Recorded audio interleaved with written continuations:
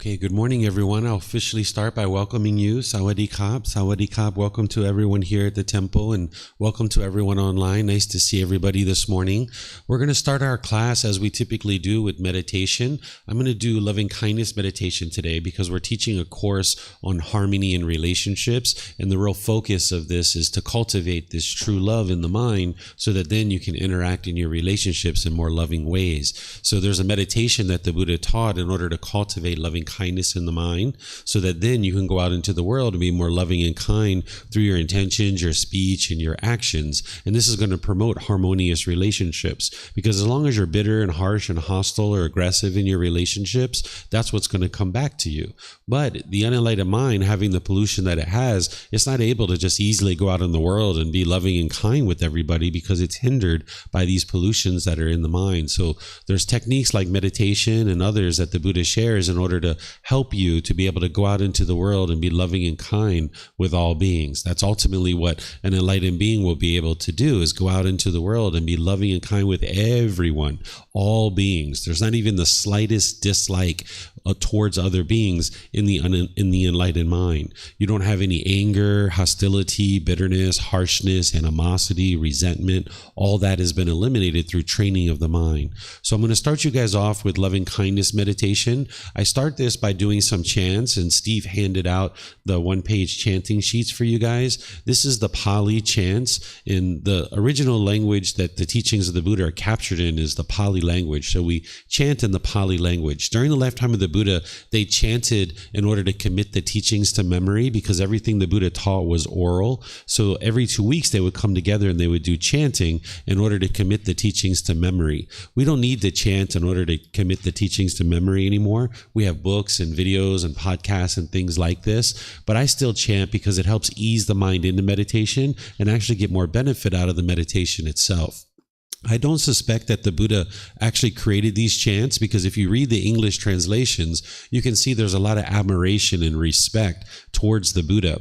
And a Buddha doesn't go around teaching people to chant things to him in order to respect him because he would have eliminated his ego. He wouldn't have arrogance and pride and boastfulness. So his students most likely created these either during his life or after his death because he helped people move from anger, sadness, frustration, irritation, annoyance, guilt, shame, fear, boredom, loneliness, shyness, resentment, jealousy, even the slightest displeasure. He helped them eliminate that through teaching. And he didn't want anything from them. He just showed them how to get to this enlightened mental state. And he didn't expect anything or want anything from his students. And if somebody helped you move from the anger and bitterness and hostility towards this peace, calm, serenity, contentedness, and joy where you're in that mental state permanently, you'd probably have a lot of respect for that person too. So I suspect that his students created these either during his life or after his death.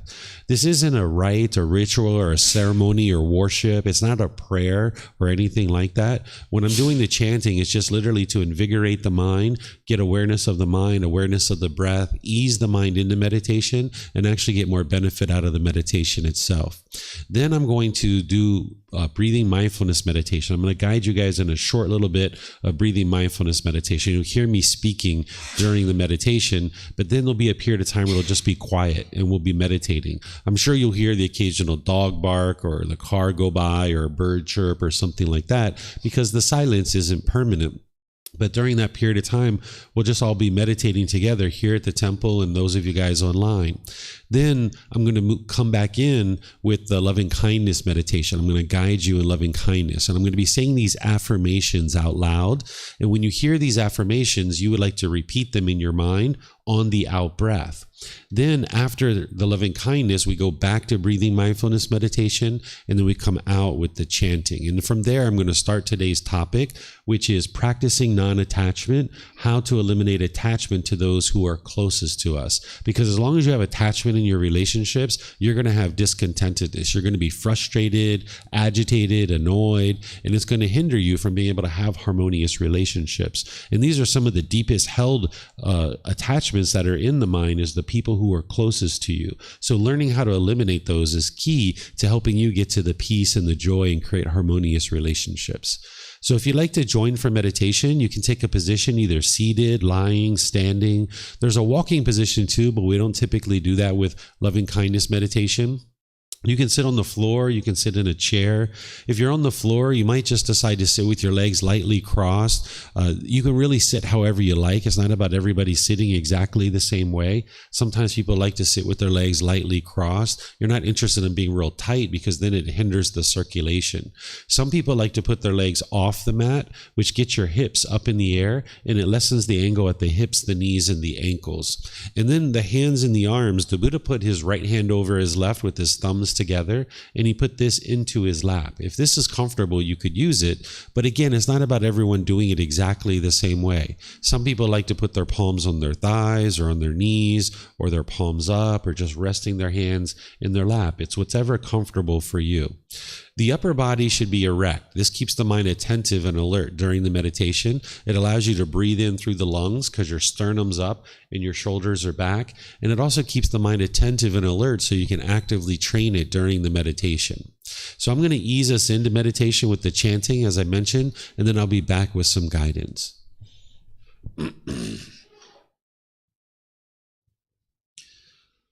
Arahang Samma Sambuddho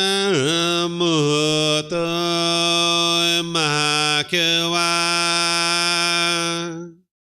Bhutang Bhagavanhang Apivateyami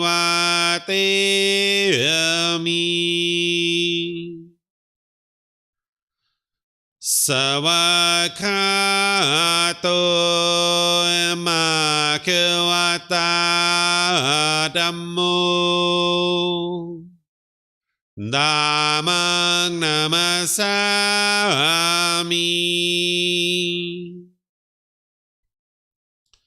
Supatipano Makavato Savaka Sangho Sanghang Namami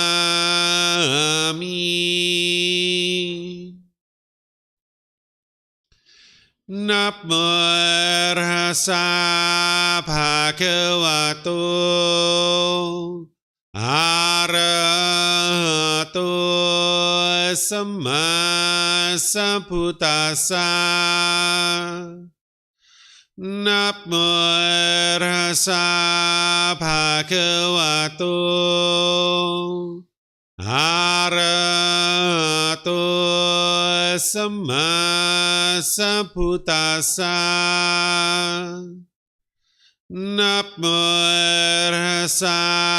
Bhagavato Arahato Samma Sambuddhassa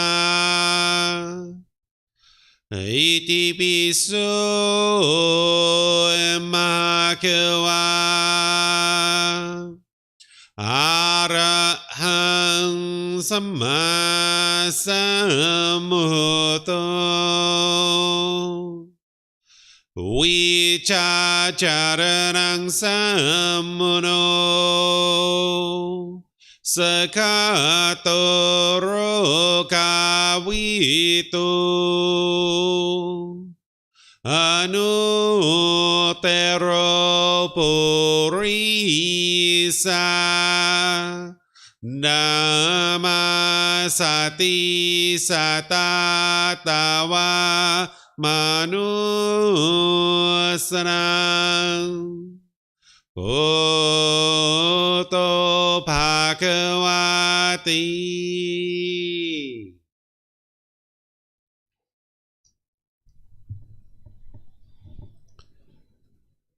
Okay, with the lower body and hands and arms comfortable, and the upper body erect, just close the eyes and start breathing in through the nose and out through the nose.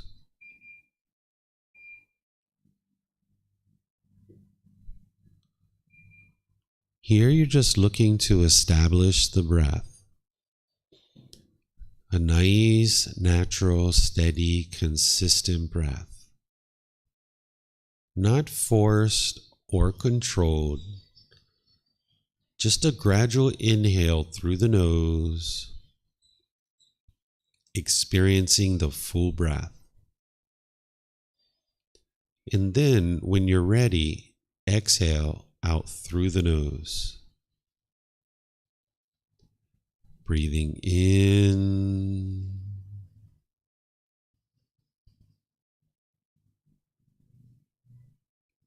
and out.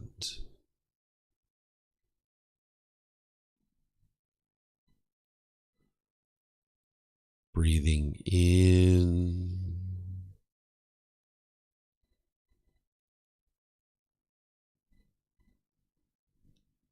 and out.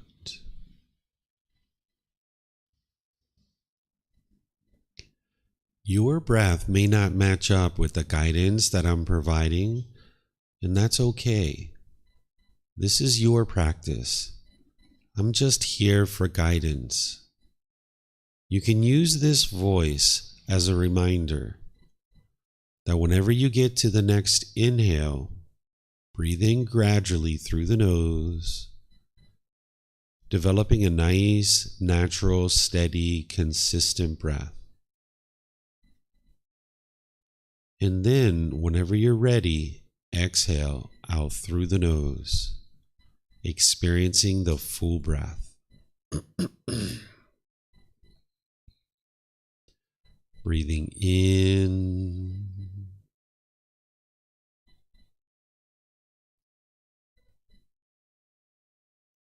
and out.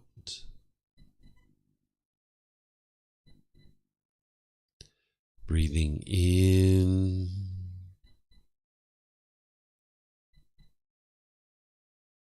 and out.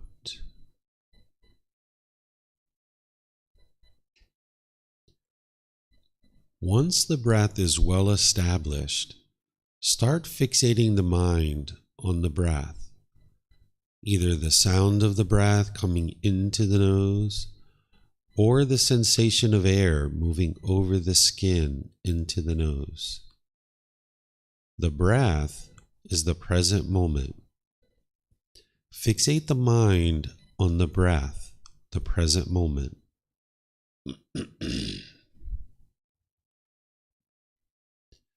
Breathing in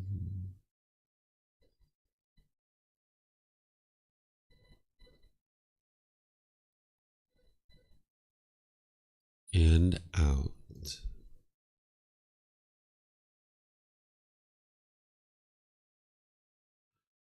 Breathing in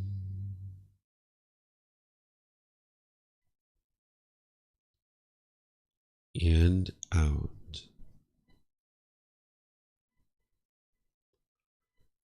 With the mind fixated on the breath, whenever you notice that it moves off the breath, cut that off, let it go, and come back to the breath, the present moment. No need to observe the thought, label it, judge it, analyze it, or even try to figure out where it's coming from.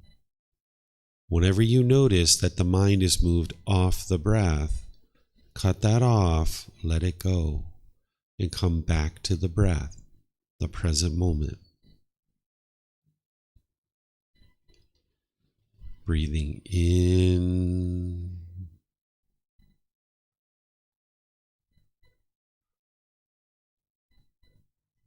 and out.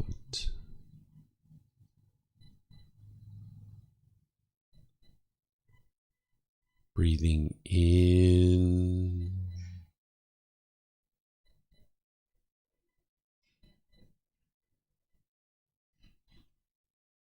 and out.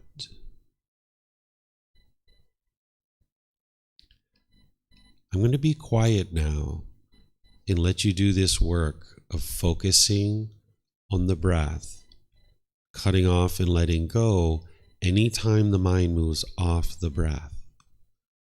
Then I'll be back with more guidance on loving kindness meditation. You have nowhere to go. You have nothing to do. No one needs you right now. This is your time to focus on the breath. Breathing in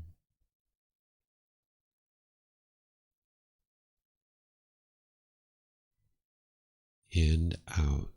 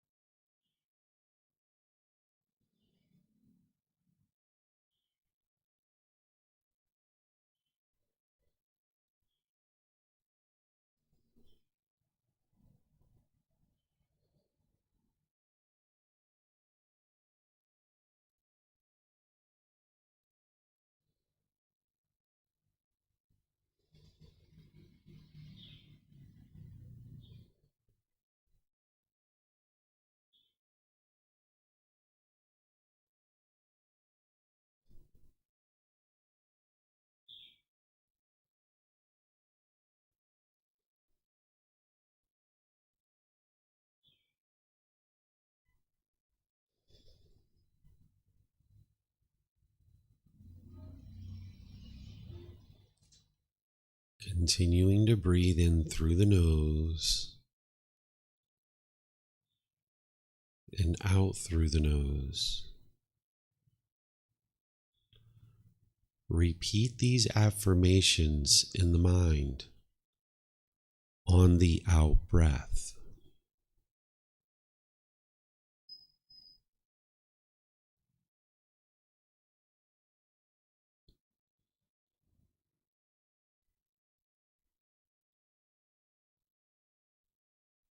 May I be peaceful.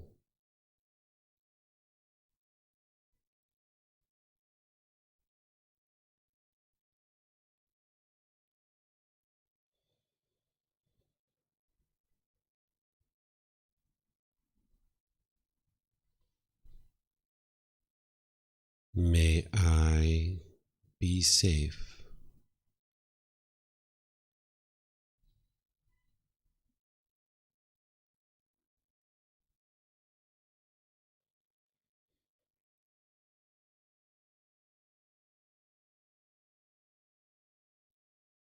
May I be well.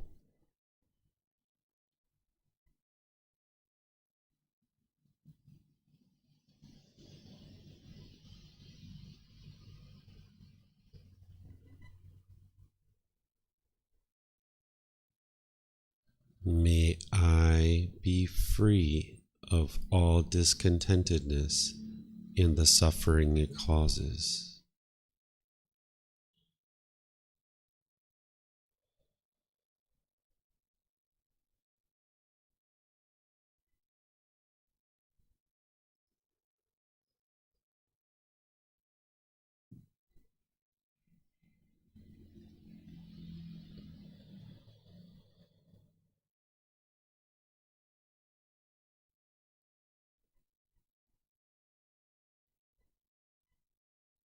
May Mom and Dad be peaceful.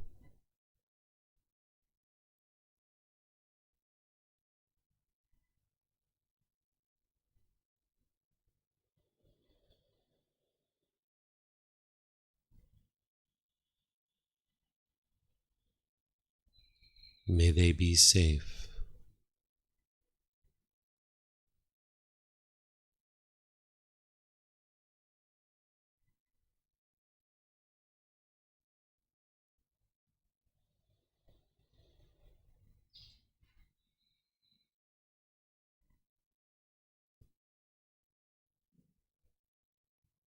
May they be well.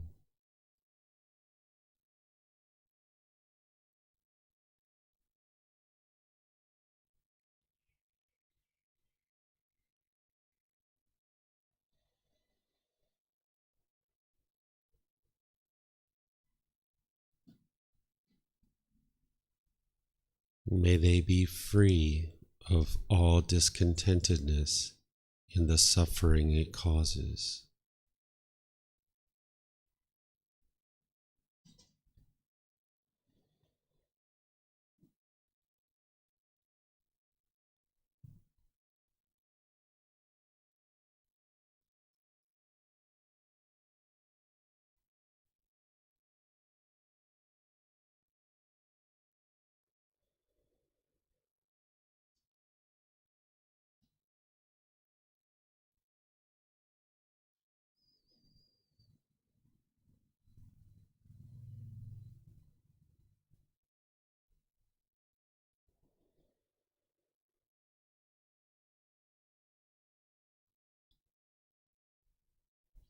May my family and friends be peaceful.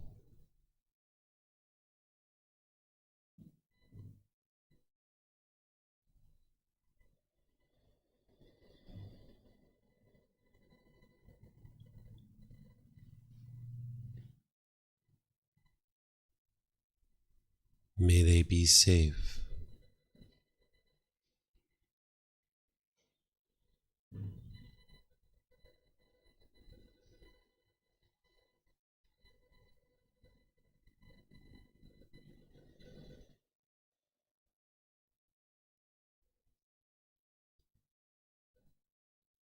May they be well.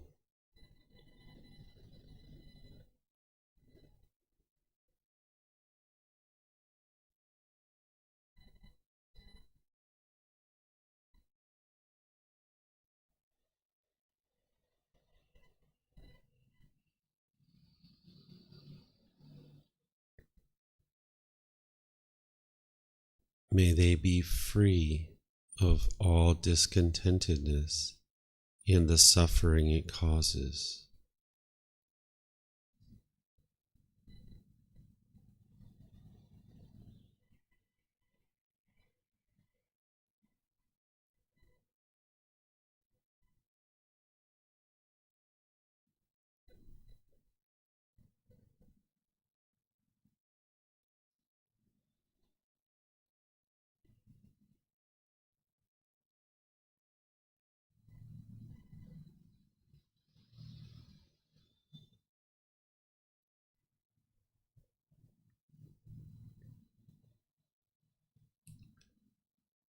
May all those who have caused me harm be peaceful.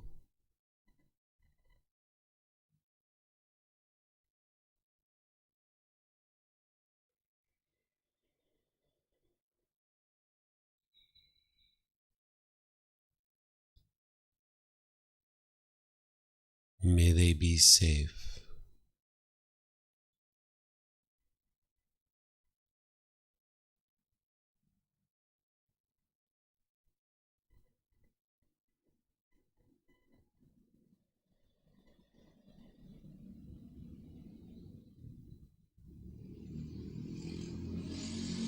May they be well.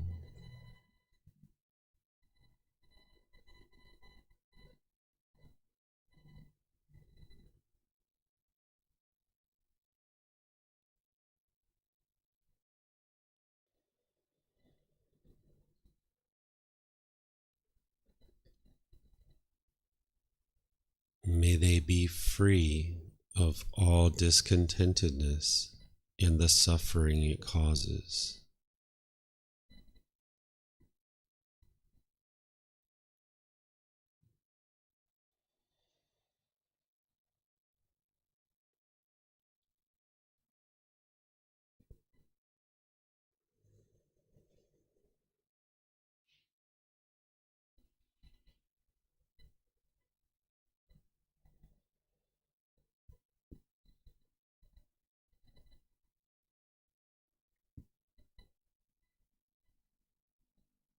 May all those who I have harmed be peaceful.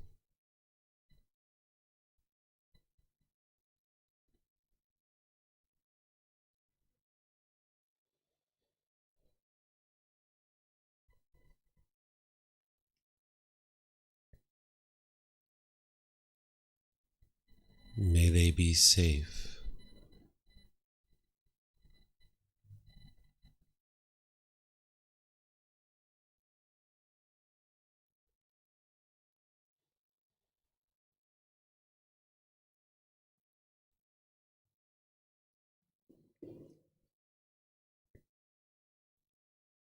May they be well.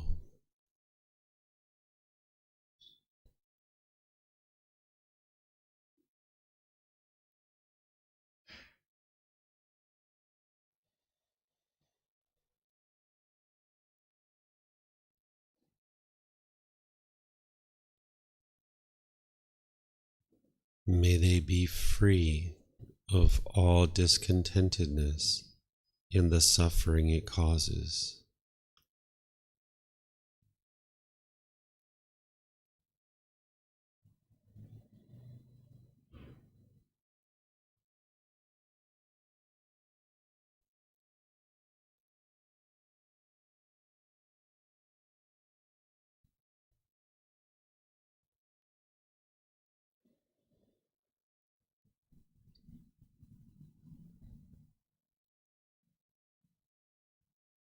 May all beings, wherever they reside, be peaceful.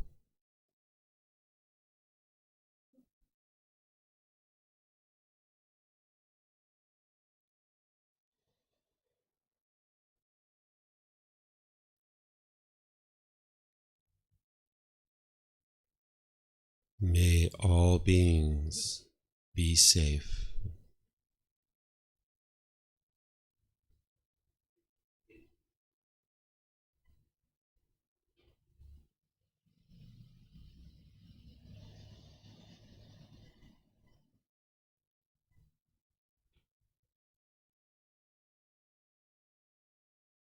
May all beings be well.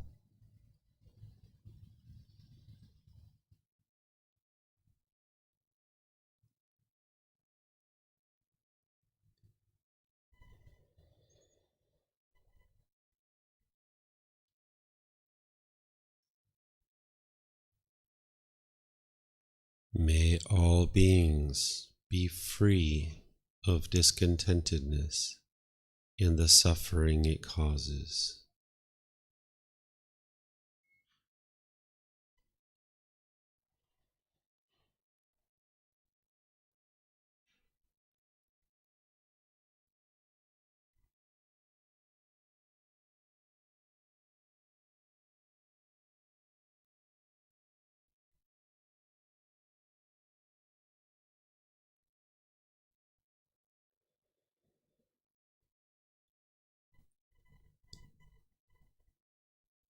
Now return back to breathing mindfulness meditation, focusing on the breath, cutting off and letting go anytime the mind moves off the breath. Breathing in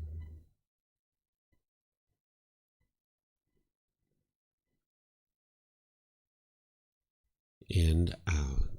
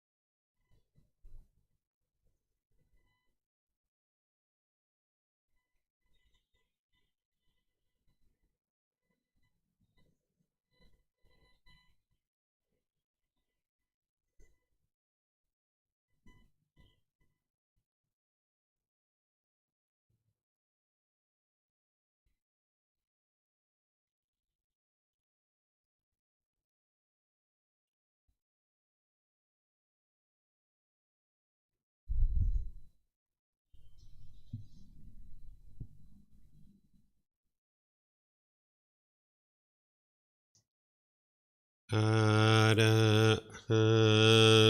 Samma Sambuddho Mahakawa Bhutang Mahakavanang Abhivate มิ สวากขาโตมหาเกวตาธัมโมธัมมังนามัสสามิ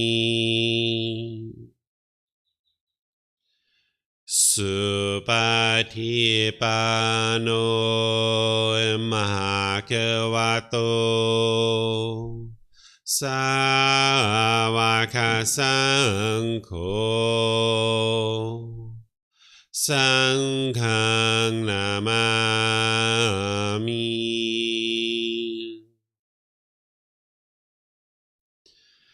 นับโมตัสสะภะคะวะโตอะระหะโตสัมมาสัมพุทธัสสะนับโมตัสสะภะคะวะโตอะระหะโตสัมมาสัมพุทธัสสะนับโมตัสสะภะคะวะโตอะระหะโตสัมมาสัมพุทธัสสะอิติปิโสมหะเกวาอะระหังสัมมาสัมพุทโธวิชาจารณังสัมมุโนสกขาโตโรกาวิตุอนุเตโรปุริสา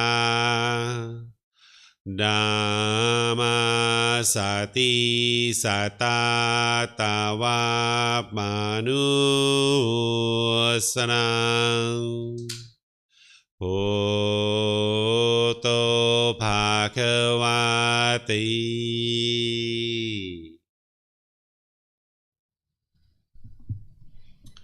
Okay, if you guys would like to slowly make your way out of meditation,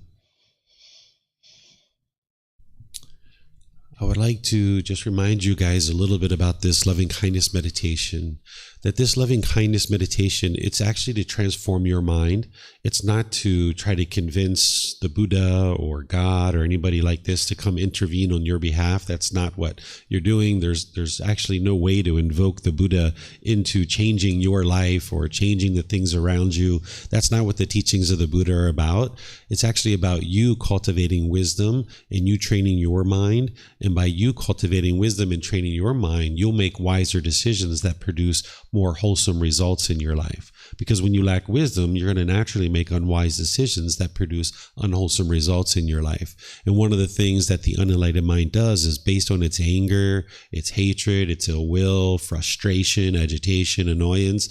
You might do things through your intention, speech, and actions that are bitter and harsh to others. And as you're putting that out, that's what's coming back to you. So the unenlightened mind is kind of wired with this anger, this hatred, this bitterness and hostility and animosity. And what you're trying to do is uproot that out of the mind so that you can get to the loving kindness where you can essentially rewire the mind. So that now when you're around your mom and dad or your family members or your boss or coworkers or your friends, you can be more loving and kind in those relationships. And as you are more loving and kind through your intention, speech, and actions, you'll see that more love and kindness comes back to you. Oftentimes we think that the way that the world gets better is everybody else has to change, or that you might think your life is going to get better by everybody else has to change first. But that's actually not the way your life's going to improve. The way your life improves is by you creating change within your own life. So this meditation is there to help you rewire your mind so that you don't keep going down this path of anger and hostility and bitterness, because you know where that leads. It leads to broken relationships. What you would like to do is get out your machete and forge this new path where you're going down this path of loving kindness, understanding that you're going to disagree disagree with other people. You're going to disagree with their choices, their decisions, but that's just impermanence. There's nobody in the world except yourself that you're going to agree with 100% of the time. You're the only person you'll agree with 100% of the time. So if every time you disagree with what somebody does, what their choices and decisions are, if you get angry, you're just going to walk around being angry quite a bit. So understanding that everybody is making their own decisions based on their own direct experience in life, and that that's okay, that's up to them to make whatever decisions they're going to make, and that decision is going to affect them, then you can love the person while disagreeing with their choices and decisions. Sometimes we feel like we can't love somebody unless we agree with whatever they do, but you can't agree with everything your mom did or your dad's done or anybody else. You're not going to agree with every choice that they make, but you can still love the person while you disagree with the choices and decisions that they make. So this meditation is going to help you to rewire the mind to be able to have love and kindness for the person, while in some cases you're going to disagree with the choices and decisions that they make. This is part of practicing true love. So I taught this yesterday. I taught true love, what true love is. And the topic that I'm going to teach today is kind of continuing on with that. What we talked about briefly yesterday with true love is we talked about this unconditional love, where you love an individual unconditionally, that you don't put your expectations on them, you don't force them or control them, you don't try to tempt them to be any different than they are. Because in order for somebody to create change in their life, they have to choose to do that for themselves. If you tried to force other people to do things your way, then they're going to feel pressured and they're going to leave out of your life. And in the unenlightened state, because we misunderstand what love is, there's this craving, desire, attachment, this longing, this yearning that is masquerading as love. What we do in the unenlightened state is we say, I love you, therefore I want you to be with me because you make me happy. But this isn't love. This is actually selfishness. It's saying, I want you to be with me because you make me happy, and I can only be happy when you're around. And when you leave, I can't be happy anymore. This is attachment. Your mind is forming inner feelings based on an attachment. And as long as your mind has this craving, desire, attachment, you'll experience not only pleasant feelings when you get what you want, but you'll get the painful feelings when you don't get what you want, like the sadness, the anger, the frustration, and other discontent feelings. So this craving, desire, attachment is masquerading as love, where you might meet somebody, and when you first meet them, like a boyfriend or girlfriend, for example, everything goes so well. It's so wonderful, because you don't have any expectations of them and they don't have any expectations of you. There's no attachment yet. You guys are brand new in your relationship. So maybe you're going out to the movies, you're going to dinner, maybe you're going for great walks in the park, maybe you're having great conversations, and at some point you start having intimate contact, right? And maybe you're having intimate contact and now you're getting all this pleasure. But then your expectations and their expectations start to grow and grow. You start wanting certain things from them. They start wanting certain things from you. And now the relationship becomes disgruntled, or you get agitation in these relationships because you're wanting something from them. And you can only be happy if you get what you want. And if you don't get what you want, you get angry or sad or frustrated. And they the same way. So when there's this attachment in the relationship where you're wanting them to be a certain way, then you can only be happy if they meet your conditions. So when we say in the unenlightened state that I have fallen in love with you, essentially what you're saying is you're meeting all my expectations. And because you're meeting all my expectations, I will say that I love you, and I will function as if I love you. But then you get to a point in the relationship where you say, I don't love you anymore. I need to end this relationship because I don't love you anymore. Or somebody might have said that to you. What they're really saying is you're not meeting my expectations anymore. So therefore I need to go away from you because I'm experiencing too many painful feelings that you aren't meeting my expectations. And now that person is falsely attributing their painful feelings to you, or you are falsely attributing your painful feelings to that person. When in reality, what's causing your painful feelings is the craving, desire, attachment, the longing, the yearning. It's not the love that's causing the painful feelings. Oftentimes people think that love is very painful. So when somebody dies in your life, that grief, that sadness that you experience, people think it's love. but it's not the love. It's the craving. It's the desire. It's wanting this person to be permanent. That's what craving, desire, attachment is the mind's longing, yearning, holding on to this particular object, wanting it to be permanent in your life. And then when you experience impermanence, this person has died, now the mind gets sad. It's the same thing, more simple example. If you had a car, if you got a brand new car, and this car gave you all this pleasure, that you got all this pleasure out of having this brand new car, and now you park the car at a store and you go inside and you come out and you see a scratch on the car and you get sad or you get angry, you get frustrated. It's not the scratch that's causing the anger. It's not the person who caused the scratch. It's actually the mind craving permanence, wanting this car to look permanently beautiful. But yet you live in an impermanent world, right? We're not talking about what's wise or unwise in this situation, because it's wise to not scratch somebody's car. And it'd be wonderful if you never had your car scratched. But that's not the world you live in. You live in an impermanent world where things arise, they change, and they fade away. Everything's constantly changing. So if your mind's craving and holding on and wanting things to be permanent, you'll get pleasant feelings when you get what you want. You'll get happy, excited, elated, thrilled, euphoria. But when you don't get what you want, you'll get sad or frustrated or angry or irritated. So in a relationship where grandma and grandpa die, you're not getting what you want.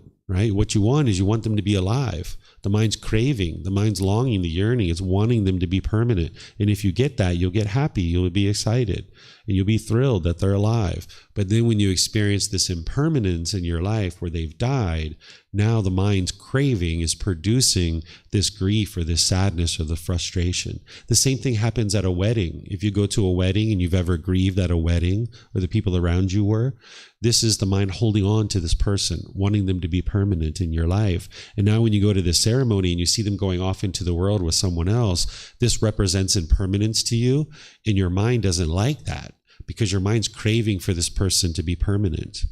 Or if you've ever gone away from your family for an extended period of time, maybe you've gone to university, or maybe you've come here to Thailand for a really long period of time, and maybe your family cried, or maybe you cried or grieved when you left. This is the mind craving permanence, holding on. So as long as there's attachment in relationships, the mind's going to hold on to these people, and then you're going to experience pleasant feelings when they're doing what you want, and you're going to experience painful feelings when they're not doing what you want. And when people have craving, desire, attachment in their mind, and you're experiencing those painful feelings come up in your mind, you might be falsely attributing those painful feelings to the people around you. And now what you'll tend to do is you'll push people away out of your life, or you'll push the situation out of your life. This is called aversion, where you falsely believe the painful feelings in your mind is being caused by this person, so you'll push them away. Or the other thing you'll do when you have this craving, desire, attachment masquerading as love, and you think that this other person is causing your painful feelings, is you might be bitter and harsh and hostile towards them through your intentions, your speech, and your actions, and now you damage your relationships. Or the third thing you'll do is you'll put your expectations on somebody and try to control them and pressure them and force them into doing things your way, that you can only be happy if they do things your way. So you might try to put your expectations on them. So as long as you're pushing people away, you're being bitter, harsh, and hostile, or you're putting your expectations on people, you can't live harmoniously with all beings. The number of people you can spend time with becomes fewer and fewer and fewer and fewer, because it's only a matter of time before somebody doesn't meet your expectations. And as soon as they don't meet your expectations, your wants, your desires, your attachments, your cravings aren't getting fulfilled, you'll push them away, be bitter, harsh, and hostile, or put your expectations on them. Now, you're not a bad person, of course. This is just what the mind does in the unenlightened state. When it lacks wisdom, when it's untrained, this is what it does. So you don't have to feel guilty or shameful that your mind's doing this. This is just what the mind does, particularly when it misunderstands love. What love is a genuine interest in seeing all beings be well. Loving someone as they are, without wanting them to be different, without putting your expectations on them and trying to control them, right? There's certain people in our life that are doing things that are unwise, and it might be wise to go away from those individuals. But if you're trying to force or control somebody to do something, that's your craving, desire, attachment. And like I mentioned, we will say, I love you. And what we're really saying is, you're meeting my expectations. And then we'll say, I have now fallen out of love with you because now you're not meeting my expectations. There's no such thing as conditional love, but we might call this conditional love. If you meet my conditions that I've set out in my mind of what I want from you, I will now say I love you. But as soon as you stop meeting those conditions, I don't love you anymore. This isn't actually love. It's craving, desire, attachment, wants, longing, yearning, masquerading as love. What true love is a genuine interest in seeing all beings be well, loving you as you are, without wanting you to be different, without trying to force you to be different. Right? That's what true love is. So the more you can get to true love, the more harmonious your relationships will be.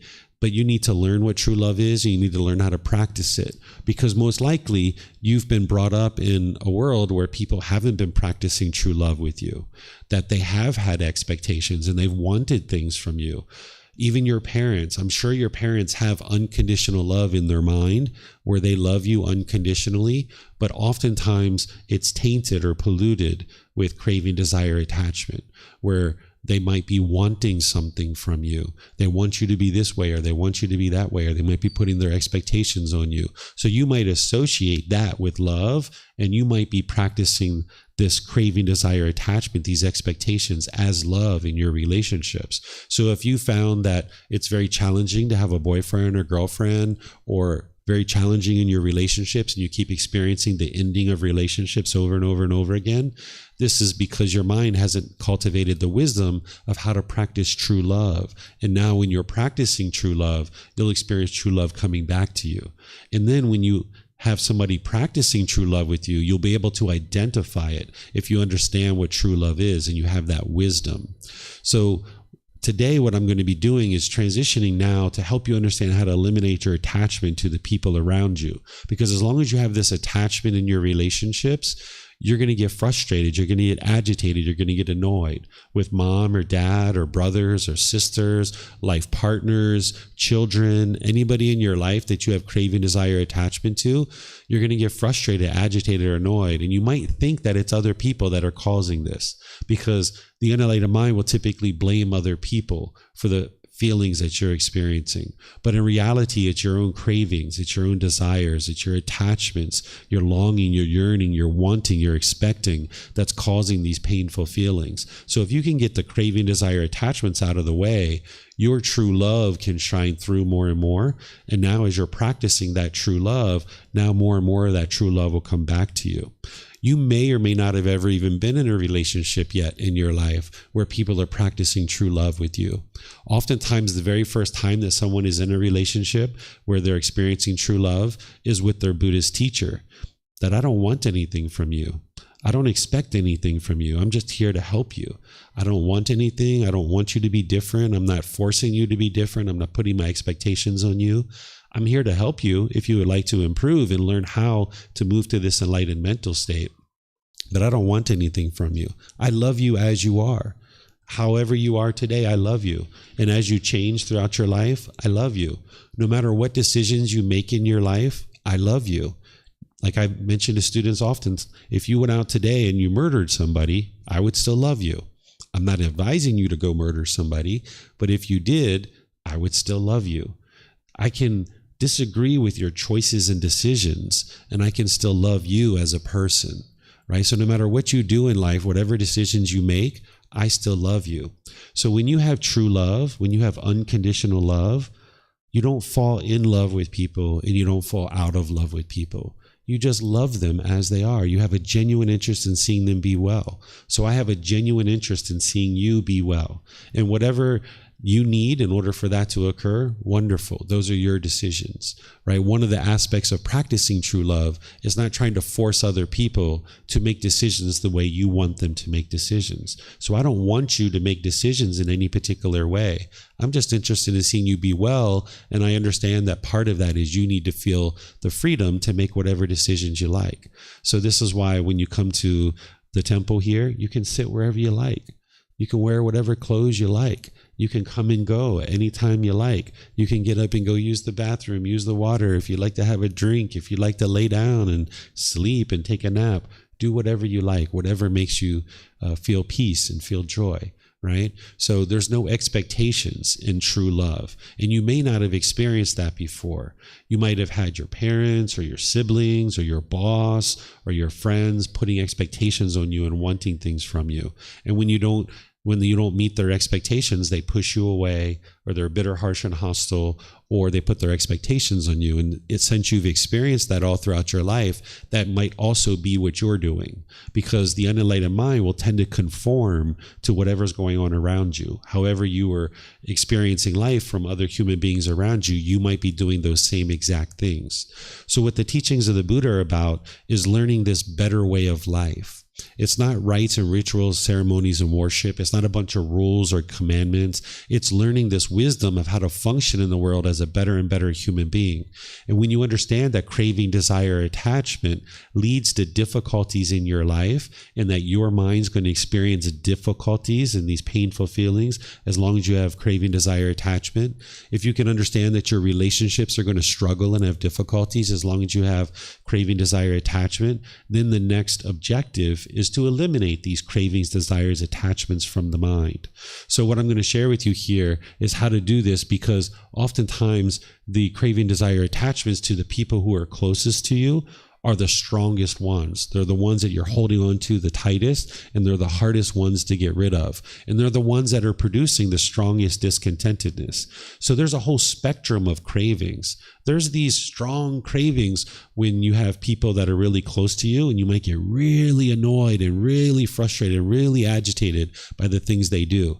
But then you can have little tiny cravings, little tiny attachments too, that just cause a little bit of irritation or a little bit of annoyance.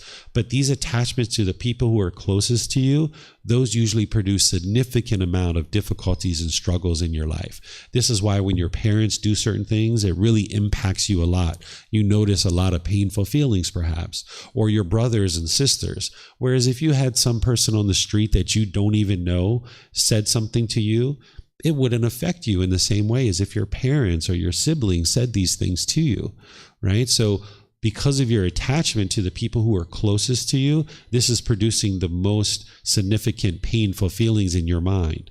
But it's not the person. It's not mom or dad or brothers and sisters and life partners who are causing those difficulties in your mind. It's your cravings, desires, attachments. So when you get those out of the way, you can have more harmonious relationships. So the first thing you're going to need to do in order to eliminate your attachments to the people who are close to you is acquire wisdom.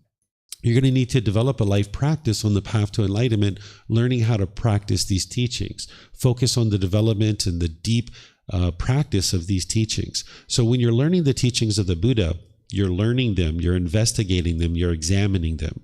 Then you're reflecting on them to independently verify whether they're true or false. And then you're practicing them. The teachings of the Buddha aren't a bunch of beliefs that you believe, and then hope something good happens when you die. That's not the way you get to enlightenment. The way you get to enlightenment is by learning, by reflecting to independently verify, and then you practice. And this helps you to acquire wisdom. And now you go off into the world and you can practice this wisdom, and you'll experience improved results. Because as you're making wise decisions, you'll experience wholesome results.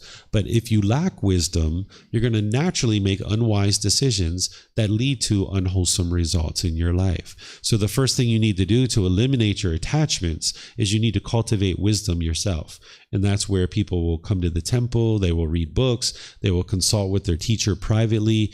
You're on this own journey, your own independent journey to acquiring wisdom, with a teacher essentially being like a tour guide, pointing out to you the things that you need to learn and grow and develop. So we provide you the resources and the ability to learn, but it's you that's choosing to do the learning. So you're going to need to acquire wisdom through learning, investigating, examining the teachings, reflecting on them to independently verify them and practice them.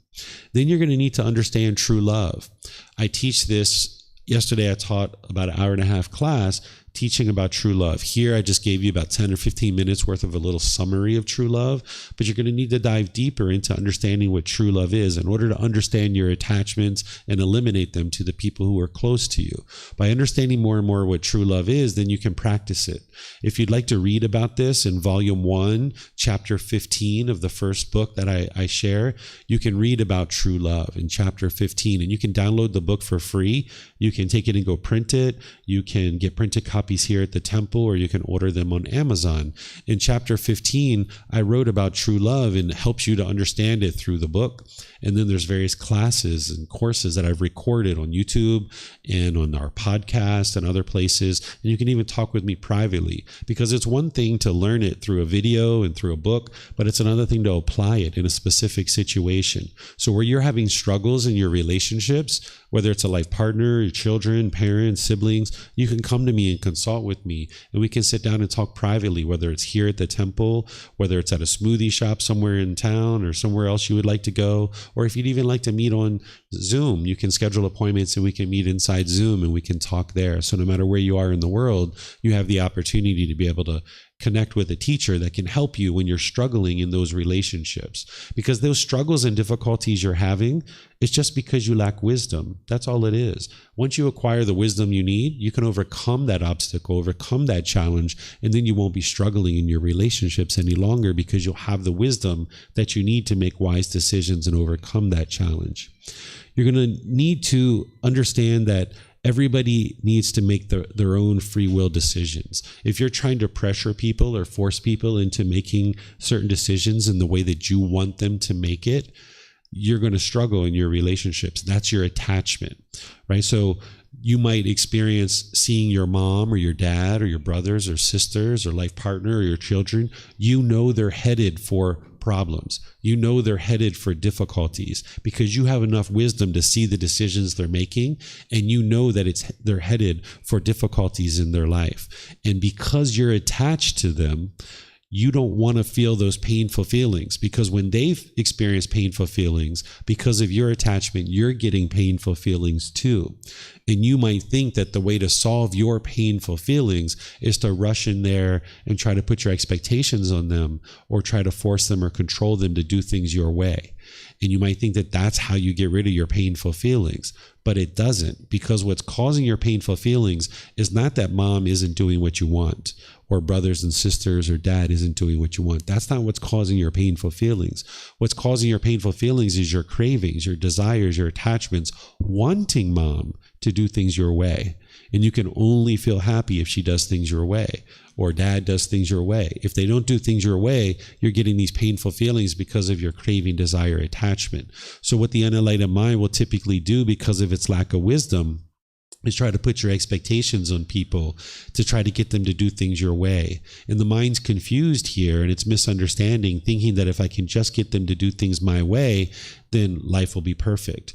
But you can't get everybody in your life to do things your way. It's not possible, because everybody's got their own free will and they're making their own free will decisions. So you need to learn how to pull back and let people make their own decisions. And you provide them advice. You can provide them guidance and suggestions, particularly when they're asking for it, when they're asking for your guidance, when they're asking for your suggestions. But sometimes you might offer it. Hey, mom, would you like some suggestion on how to handle that better? And she might say, yeah, sure. What's your idea? And then you give her your advice. Or she might say, no, I'm not interested in your ideas. And you need to be comfortable with that, right? If you have craving, if you have desire, when mom says, no, I'm not interested in your advice, you'll feel painful feelings. You'll hurt. There were times where my mom would come to me and she would ask me for my advice. And she would say, David, I'm having this experience. What's your advice? And I would give her my advice, maybe talk 30 minutes, an hour, maybe even longer. We'd get to the end of the conversation. She'd say, you know what, David, based on what you share with me, I think what you're sharing is exactly 100% the way I should do this. But I'm not going to do it that way. I'm going to do it my way. I say, okay, up to you. Right? And then she would go away. She would implement those decisions. She would come back 6 months later, say, David, you were right again. I didn't do what you said, and it all turned out horrible. I should have just did what you said. No worries, Mom. You got to learn for yourself, right? So you got to know how to pull back and allow people around you to make their own decisions, and don't put your expectations on them, because this is only going to stand in your way of having true love. If I tried to force my mom to make decisions my way, she's going to feel pressured, right? So you need to step back and let people make their own decisions. If your mom or your dad is, represented by this fist and they're going forward in life, rather than come in and kind of smother them and try to force your life partner, your children to do things your way, You need to think about it as you're like on this parallel process. They're walking forward in life and you're walking right alongside. And then as you need to give them help and suggestions and ideas, you give that to them. That's part of being in a relationship and helping people. But when you give unsolicited guidance or unsolicited help, this is your craving, your expectations, your ego coming in. So that's where you might say, would you like my help? Would you like my suggestion? Would you like some ideas of how you could better address that? And they might say yes, and they might say no. And if they say yes, they may listen to you and they may do exactly the opposite. But it's important that you share without any expectation of anything in return. If you truly are interested in helping people, help people with guidance and advice without any expectation of anything in return, even them choosing to do what you shared. Just because you shared with them some great advice and some great wisdom doesn't mean they're going to do what you actually suggested. So even if they say yes, that doesn't mean they're going to do what you share with them. And if they say no, it's important that you don't get angry or upset, because they're just choosing not to listen to you and they're not interested in your advice. And if they go off into the world and in whatever they choose to do, they encounter all kinds of difficulties and struggles, that's their karma. That's the results of their decisions, right? You didn't cause that. So as long as you have attachment in your mind, when you see your mom or dad or brothers and sisters struggling, you'll have painful feelings. So you need to learn how to restrain that and let them make their own decisions. And part of that is them cultivating wisdom. They need to cultivate wisdom too. And as they're struggling and they're having difficulties and they see the results of their decisions turning out in an unwholesome way, that allows them to cultivate wisdom. But if you never are interested in seeing your children struggle, or you're never interested in seeing your parents struggle, and you really want them to be permanently a certain way, then when they are struggling, you will struggle too. But understand, struggle is part of life. That's how you cultivate wisdom. By the time you get to enlightenment, there are no more struggles. You've already cultivated all the wisdom you need and you can function in life with ease. But in order to get to enlightenment, you need to cultivate wisdom. So every individual person is in their own journey and they're going to experience struggles along the way. And that's one of the ways that they cultivate wisdom. Think about your life. You've struggled to a certain degree, and each time you've been struggling, you've cultivated a certain amount of wisdom and it's helped you. That's why you have the wisdom that you have now. So people around you, they're going to need to struggle sometimes, and that's how they're going to cultivate wisdom. And if you're not attached to them, you won't experience painful feelings when they are struggling. That's part of life. You know, if they would like to struggle and they're not accepting your advice, then allow the struggle to occur. And that's what they're going to need to experience in order to cultivate the wisdom. So you can ask and invite people rather than pressuring or forcing them to accept any particular thing. Just accept whatever they choose. So you can ask and invite, right? So you can ask Mom, would you like my advice? Are you interested in my opinion on that? Rather than, oh, Mom, you got to do it this way. Or Dad, if you don't do it this way, it's going to turn out horribly. So you can ask and invite people to understand what it is you have to share. But as soon as you start forcing your expectations on people, this is your own craving. And it's going to lead to discontentedness in your life and in your relationships. So as I shared here, allow the struggle. It's their life, it's their decisions, it's their results. If they choose not to accept your guidance and your advice, and they struggle because of that, that's their choice. They're choosing the struggle, right? You'll only experience painful feelings if you're craving, if you're expecting, if you're attached to them. But if you allow the struggle, offering your advice, offering your suggestions, they say no, or they say yes and listen to you, but then they do just the opposite. That's their choice. That's their decision. They're choosing that struggle. You have the wisdom. You have the ability to address that particular problem. You don't struggle with that problem in your life any longer, but that person still is. And that's a choice that they've made. Understand that each individual person is your own individual being. Oftentimes we feel like that when we get married, that we're now one person. Right? This isn't actually true. Sometimes there's some cultures that think that when you get married, we're now one person and we have to agree to everything. And every decision we make, both of us have to agree to it. this isn't actually true. It's not possible for you and another person to agree with your decisions 100%. So if you get into a partnership with a life partner and you think that every decision they make, you have to agree with it, and every decision you make, they have to agree with your decisions, you guys will struggle and you will fight back and forth. You'll need to understand that in some cases, you guys are going to agree on decisions and you'll walk forward with those decisions. But in other situations, they're going to have decisions that are completely different than you. And that's okay. That's their decision. And if you ultimately are getting to a point where their decisions are impacting you such that you're not interested in being with this person, and their unwise decisions are leading to unfortunate results in their life and in your life, and you choose to leave from their life, that's your choice. You can choose to leave from somebody's life and no longer have them in your relationship. But as soon as you try to force them and control them to do things your way, now they're going to feel the pressure. You're going to feel the pressure. You're going to have hostility. So everybody's making their own decisions. And one of the decisions that you make is who to include in your life. And you don't need to include people in your life that are making significant unwise decisions that are impacting you. This is where you can choose to move on in your life. And each individual person is experiencing the results of their decisions. So say you were in a relationship with a life partner, and say they were physically abusing you, or say they were sexually abusing you, or say they were cheating on you, going outside the relationship, or say they were using drugs and alcohol, and you're choosing not to do that. Well, that's their choice to do those things. All you can do is choose to leave. Right? If that's what you were interested to do, you can talk to them. You can try to encourage them to let go of those things, to no longer go out and cheat and no longer use drugs and alcohol. And, you can teach them and say, hey, look, I'm not going to let you physically abuse me like this. You're going to have to stop or our relationship's going to be over. You can give them 1 or 2 or 3 chances if you like. You don't have to, but you could. But then ultimately, if they're not changing and they're not choosing to improve, your choice is that you can leave. You can leave from the relationship, and now you don't need to be involved in that relationship anymore. So each person is their own individual person making their own individual decisions. But if you think about your relationships as a life partner, as you guys are one person and you need to agree to every single decision that they make, and they need to agree to every decision you make, you guys will struggle and you'll have frustration because there's no way that you guys will agree on every single decision. As you're developing your relationships, it's important to have discussions versus forced agreement. Sometimes when you come together with a partner or your family members or coworkers, you might already have in your mind the way you want to do something.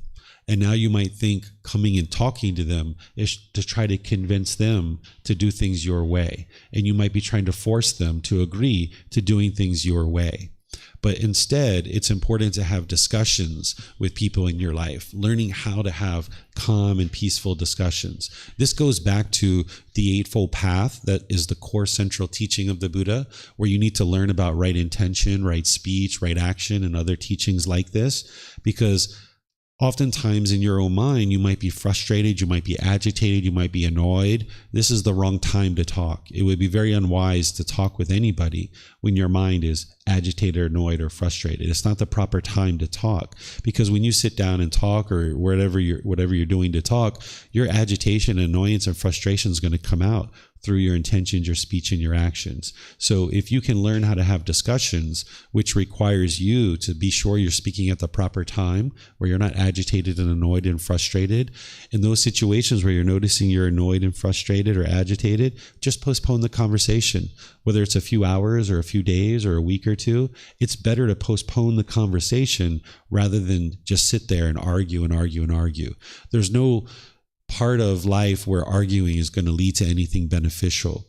But in the unenlightened state, because of our craving and because of our anger and our lack of wisdom, we'll sit in a relationship and we'll argue and argue and argue back and forth and back and forth and back and forth. This is like them picking up a rubber ball and they're throwing it around and all this anger and hostility and argumentative speech. And then you pick it up and you throw it around. And then they pick it up and they throw it around. And next thing you know, you've got these rubber balls of argumentative speech and anger and hostility bouncing all around the room. But you would like to get to a point where if somebody picks up the rubber ball of anger and hostility and argumentative speech and they throw it around the room, you just watch it roll into the corner. You don't give it any energy. Let it lose its energy. And that if that means you need to walk away, just walk away. But if you have craving and you have this anger and you have this ego in there, it's going to be hard for you to walk away. You're going to want to stand there and fight. But fighting doesn't help you.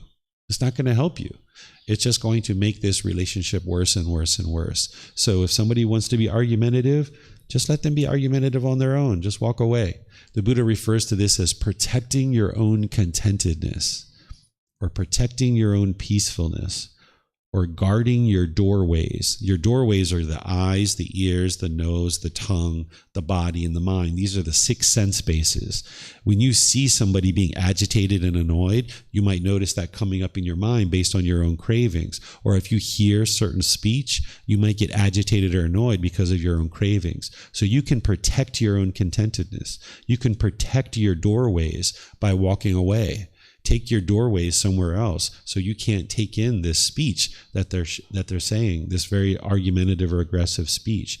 So rather than have forced agreements, have discussions. And this is going to take practice because you're probably not used to this. You may not have grown up this way. Maybe when you were growing up as a child, if you did something your parents didn't like, they might have yelled and hollered and screamed at you.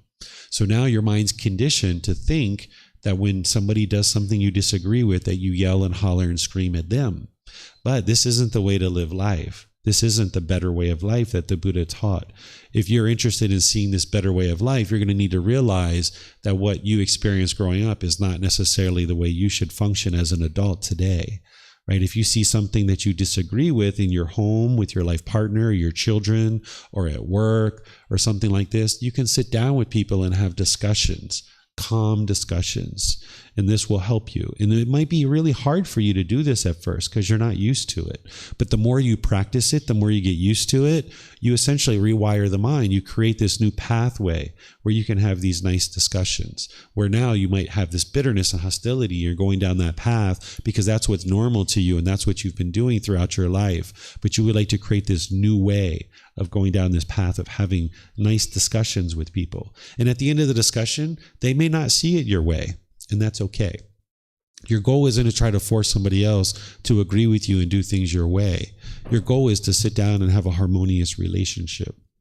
The way to consider whether you're successful in life or not is not by how much money you have, not by how much land you have, not by how much gold or silver you have.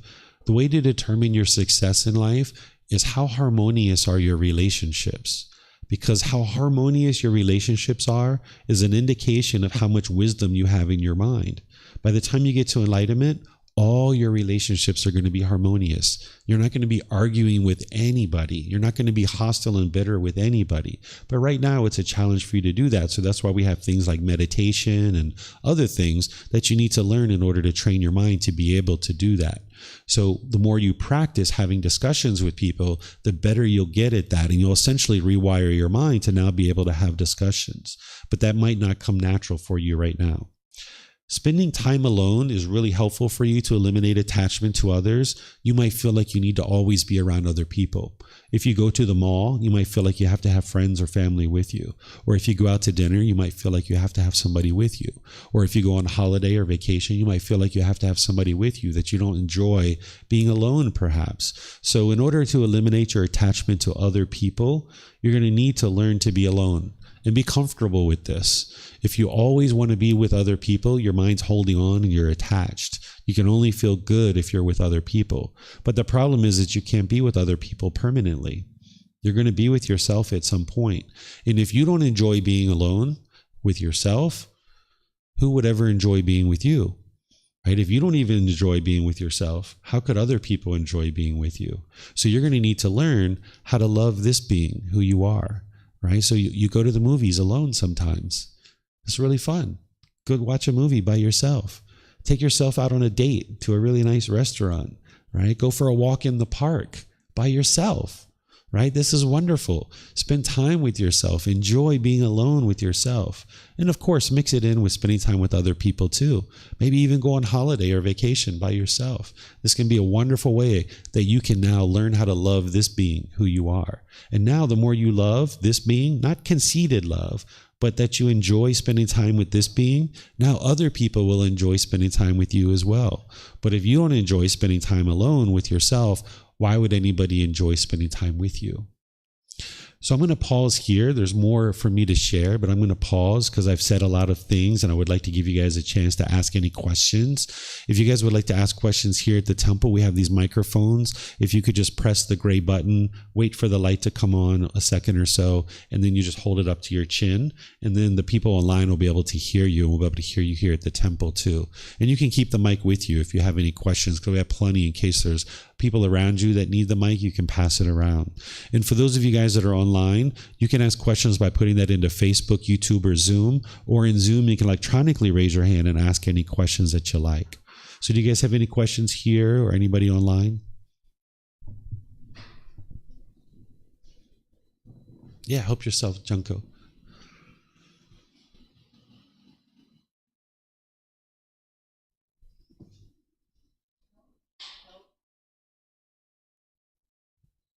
It's on now. Oh. While you sort that out, I'm going to go to Rachel. Rachel. Hello. Oh, there you go. I'm Go sorry. ahead. Go ahead. This is related yesterday's teaching from you. So when you teach impermanent to your son, and so you show using Lego block. Mm-hmm. Then I just wonder, so if your son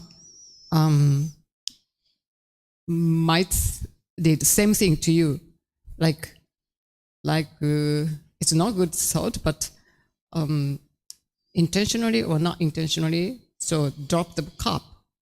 Dad, this is impermanent. So those stuff, I just thought sometimes kids is very like to show what they learned, and then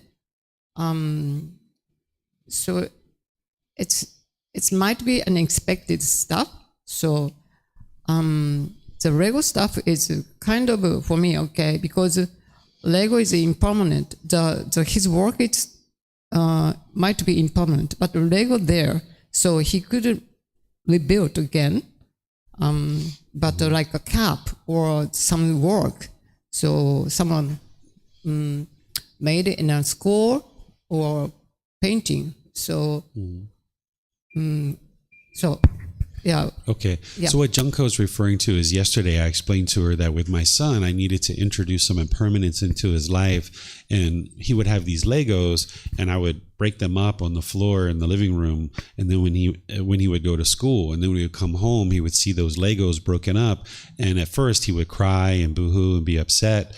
But then I was able to teach him about impermanence and craving and that these Legos aren't permanent. And then after I did it over multiple times, he eventually got to the point where he wasn't discontent anymore. So I was teaching him and training him and helping his mind to let go of his craving, desire, attachment. I was creating an environment in which his craving could be triggered, and then he had the ability to let it go. And he understands this because he's asked me to teach him, and he's asked me to help him understand the teachings of the Buddha. And that's what I do for him. And he knows that I've been doing that his whole life, and he appreciates it because now his mind is so peaceful. He hardly ever experiences any discontentedness at all. He's not enlightened yet, but he's on the way, and he's gotten this really good head start because his dad has created multiple situations where whenever I see him craving or whenever he has any kind of pollution in his mind coming up, I will create an environment in which he has the opportunity to let go of that craving. So my son has tried to do things with me, try to mimic some of the things that I do to try to test my mind. But then each time he does it, I never get discontent. So he just stops doing it. I can probably think about 3 to maybe 5 times that he's done it. But for me, I've had to do it with him multiple times because his mind being a young child, he had certain pollutions in there. So we were able to help him to get rid of those pollutions. And now his mind's so peaceful and so joyful. So those things are things as a parent and as a teacher, I know how to do, and I know how to do it in a way that's not causing harm to him. So he wouldn't ever take a glass and then just drop it. He knows that that's unwise because mom or dad has paid for that glass and we need that glass. But every once in a while, of course, a glass does drop in our kitchen and it breaks and nobody gets upset and we just clean it up and, we put it away. But he doesn't do that intentionally because he knows it's causing harm. Where breaking up the Legos is not causing any harm. It's creating an environment in which his mind has the opportunity to practice the teachings so that he can let go of his cravings and ultimately get to more and more peace. Thank you so much. So I understand. So you mentioned, so don't force the adults.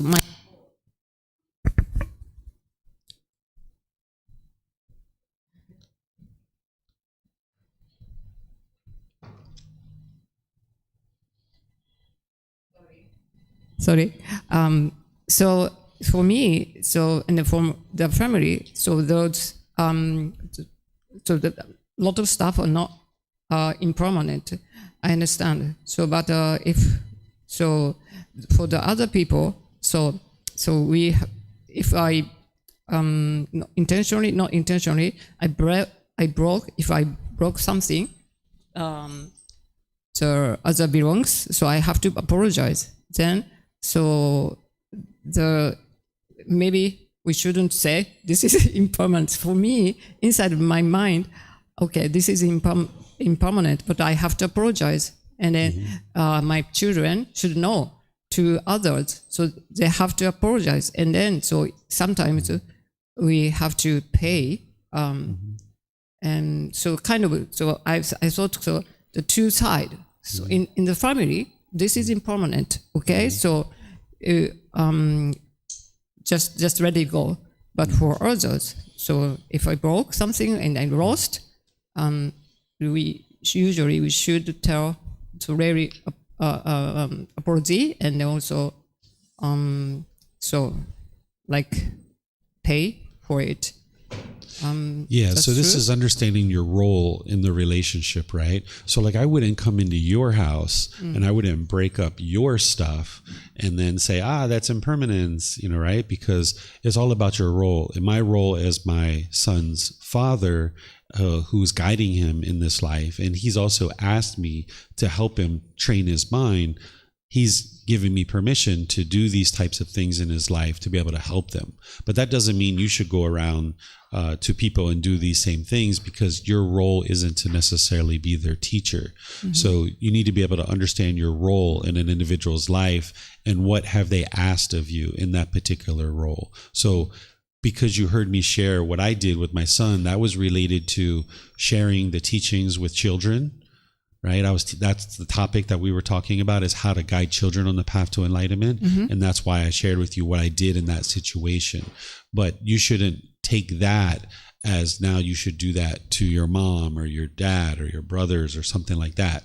That's not necessarily what you should be doing in those situations, because your role isn't as a teacher and as a parent like I am with my son. Okay, thank you. You're welcome. It's not on. You just press the button, wait a couple seconds, and the light will come on. There you go. Actually, it's not working now. I should have gave you guys a demo. If I give you guys a demo, usually people understand. What if you see a loved one making very, very unwise decisions leading up to death? I was thinking about what you said. I thought you could stay parallel to his or her path and see when this person wants to hear your voice and your opinion,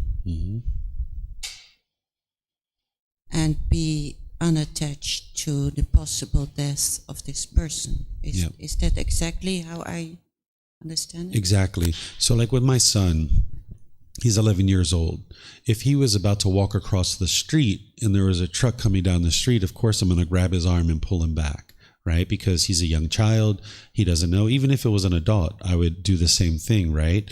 But in terms of other things, right? Like my mother, when she was alive, she was eating really unhealthy food. She would eat what we call TV dinners. Do you know what those are, right? She would eat those every single day, every single meal. And she did this for many decades, right? And I knew that this was going to impact her because that's the most unhealthy food you could get. So there were different times where I would go to her house. I would buy a whole bunch of fresh vegetables. I would cook a bunch of food. I would show her how to store it. I would show her how to cook it. She would be right there. She was like, oh, this is so great. This is fresh food, yada, yada, yada. And then I would leave. And then a week later, she was back to the TV dinners, right? So I tried to help her and I tried to show her, but ultimately it was her decisions. And she ends up dying of pancreatic cancer, which was from all that bad food that she was eating her whole life. So she was making decisions that was leading to her death.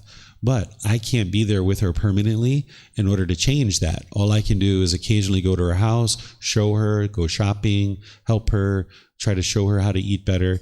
But she wasn't making those choices on her own. So you need to be able to be comfortable to step back, even though they're making unwise decisions. She's an adult. She died when she was 66 years old. That's unfortunate, but that was the results of her decisions, not the results of my decisions. And when she died, I didn't grieve, not because I don't love her, because I absolutely love my mom, but I didn't grieve because I wasn't attached to her. I wasn't expecting her to be permanent. I wasn't craving or attached, expecting her to be here permanently. I know she's going to die. And I also did some things like this that I'm teaching you here. And there's some more that I need to teach you as well. Some things that I did in order to train my mind to not have attachment. So you need to look at each situation in a case-by-case example. These things with the teachings of the Buddha, it's not black and white. So in what I'm sharing here is you let people make their own decisions. But of course, if my son went to cross the street and there was a truck coming, I'm going to pull him back, right? So you've got to exercise your own wisdom and have this higher consciousness to decide what would be wise in any one given situation. In that situation where I pull him back, I'm not going to yell and scream at him. This is oftentimes what a parent will do because their own craving comes up and they feel this painful feeling when their child is getting ready to cross the street, and they might grab their hand and pull them back. And now when they're pulling them back, because of those painful feelings, they associate it with the child and they might yell and scream at the child. But this isn't going to solve anything. This isn't helping anything. So in that situation, if I pull my son back, I'm just going to be like, hey, silly boy, why didn't you look across the street? You know, didn't you see these cars coming? You're about to kill yourself right here. We probably would have laughed and joked about it, right?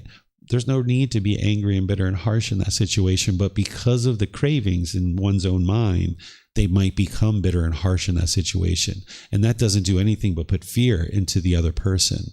And that's not going to produce helpful results in those situations.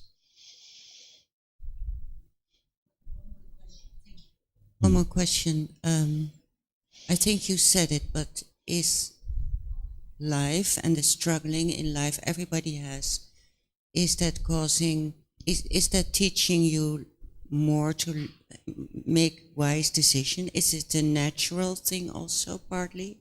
Yes, the struggle and difficulties in life, it's natural. The reason why is because the mind lacks wisdom, and because it lacks wisdom, it struggles and has difficulties. When you fully awake to the natural laws of existence that the Buddha taught, you won't struggle and have difficulties anymore because you fully cultivated the wisdom you need to conduct life, and your life will be at ease. But on the way to that, there's struggles and there's difficulties. And in part of that struggles and difficulties, you're cultivating wisdom. And one of the benefits of having wise people in your life is that you can go to people and you can ask help and you can ask questions so that you don't encounter those struggles. But the only way for an individual to overcome their struggle is to cultivate wisdom. The only way for them to cultivate wisdom is to choose that that's what they would like to do. And now they would like to choose to ask you a question and ask your advice. You can't force someone to cultivate wisdom.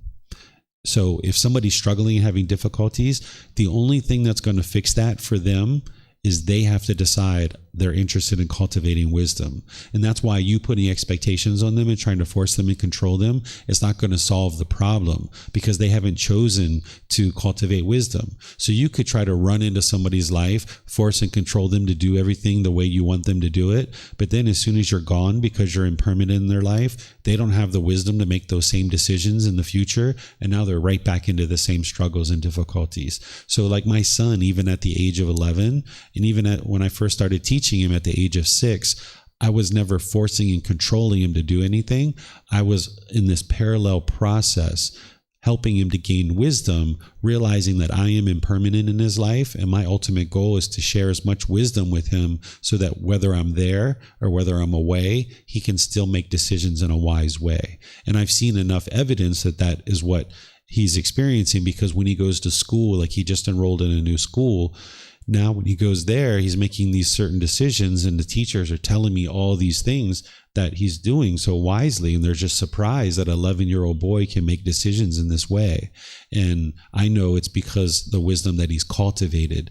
But if I was to try to control him or pressure him or force him, or my wife or somebody like this, then they're attached to me and I'm attached to them. They can only make decisions if I'm around. But I would like to impart wisdom so each individual can make their own decisions, whether I'm around or whether I'm not. So this is why when a student comes to me and asks for help about anything in their personal life, I never tell them what to do.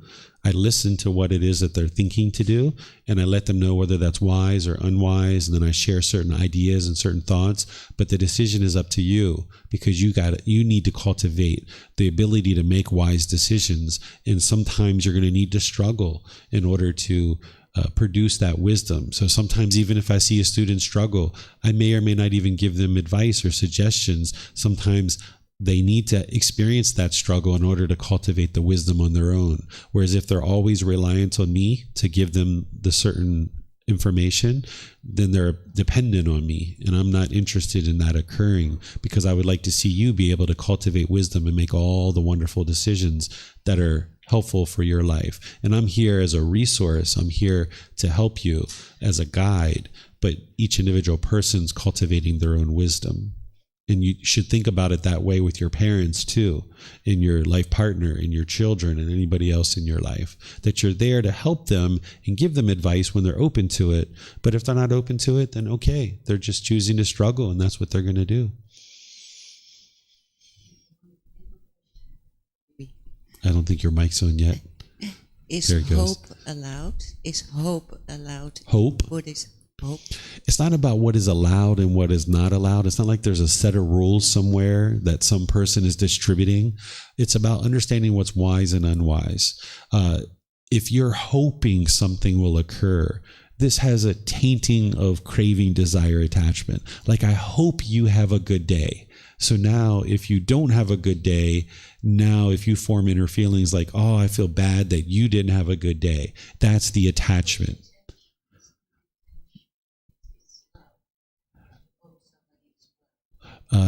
You might be seeing love as craving, desire, attachment. That's what the unenlightened mind does, is that it misunderstands love as this craving, desire, attachment, or it misunderstands this craving, desire, attachment as love. So, for example, if you have a partner and they went away on a business trip and they called you and say, hey, honey, did you miss me?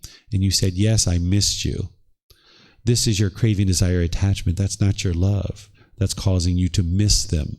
So if you hope somebody has a good day, there's a taint, a little bit of attachment in there, where your mind is going to feel discontent if they don't have a good day. Now, if you're saying, I hope you have a good day, and if they have a good day or a bad day, you're completely content and peaceful, then okay, there's no craving, desire, attachment there. But based on my observation, the way that people use this word hope is there's usually a little bit of craving, desire, attachment in there, that they're forming their inner feelings based on what's happening with that other person. Like, I hope you get well soon, right? And now if they take a really long time to get well, you might be frustrated or agitated. So for me, I would like to see this person get well soon. It'd be wonderful if they got well soon, but I don't have this hope right? This hope, to me, in my opinion, has a little bit of tainting of craving, desire, attachment in there, depending on how somebody's using it. You're welcome. So we have a bunch of questions here online. We'll just take them in order. Rachel, if you'd like to ask your questions, go ahead, ma'am. Hi, David. Good morning. Thank you Yes. for the sharing. I have a question that is about two terms. One is ego, one is attachment. So I would like to know, how did Buddha define ego?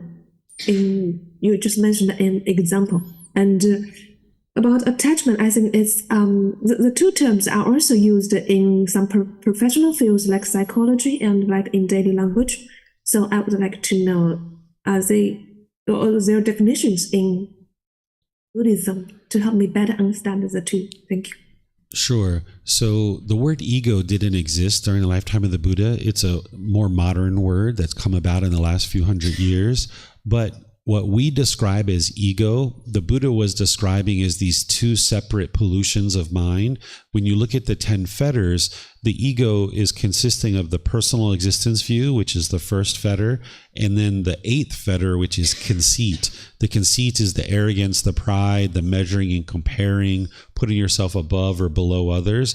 This is the conceit, and this is part of the ego. So if you look at volume 1, chapter 16 of the book series that I share, I describe there what the ego is, and then I show it to you in how the Buddha describes it through these two fetters or two taints, and then I explain to you how to eliminate it as well. So that would be a really good place for you. But just to kind of give you a preface to that the Buddha didn't use the word ego because it didn't exist, but he described what we are calling the ego through these other two fetters. And it's actually helpful to understand it as these two different pollutions, because the symptoms of them is different depending on whether it's personal existence view or conceit, and the remedies and solutions are different as well.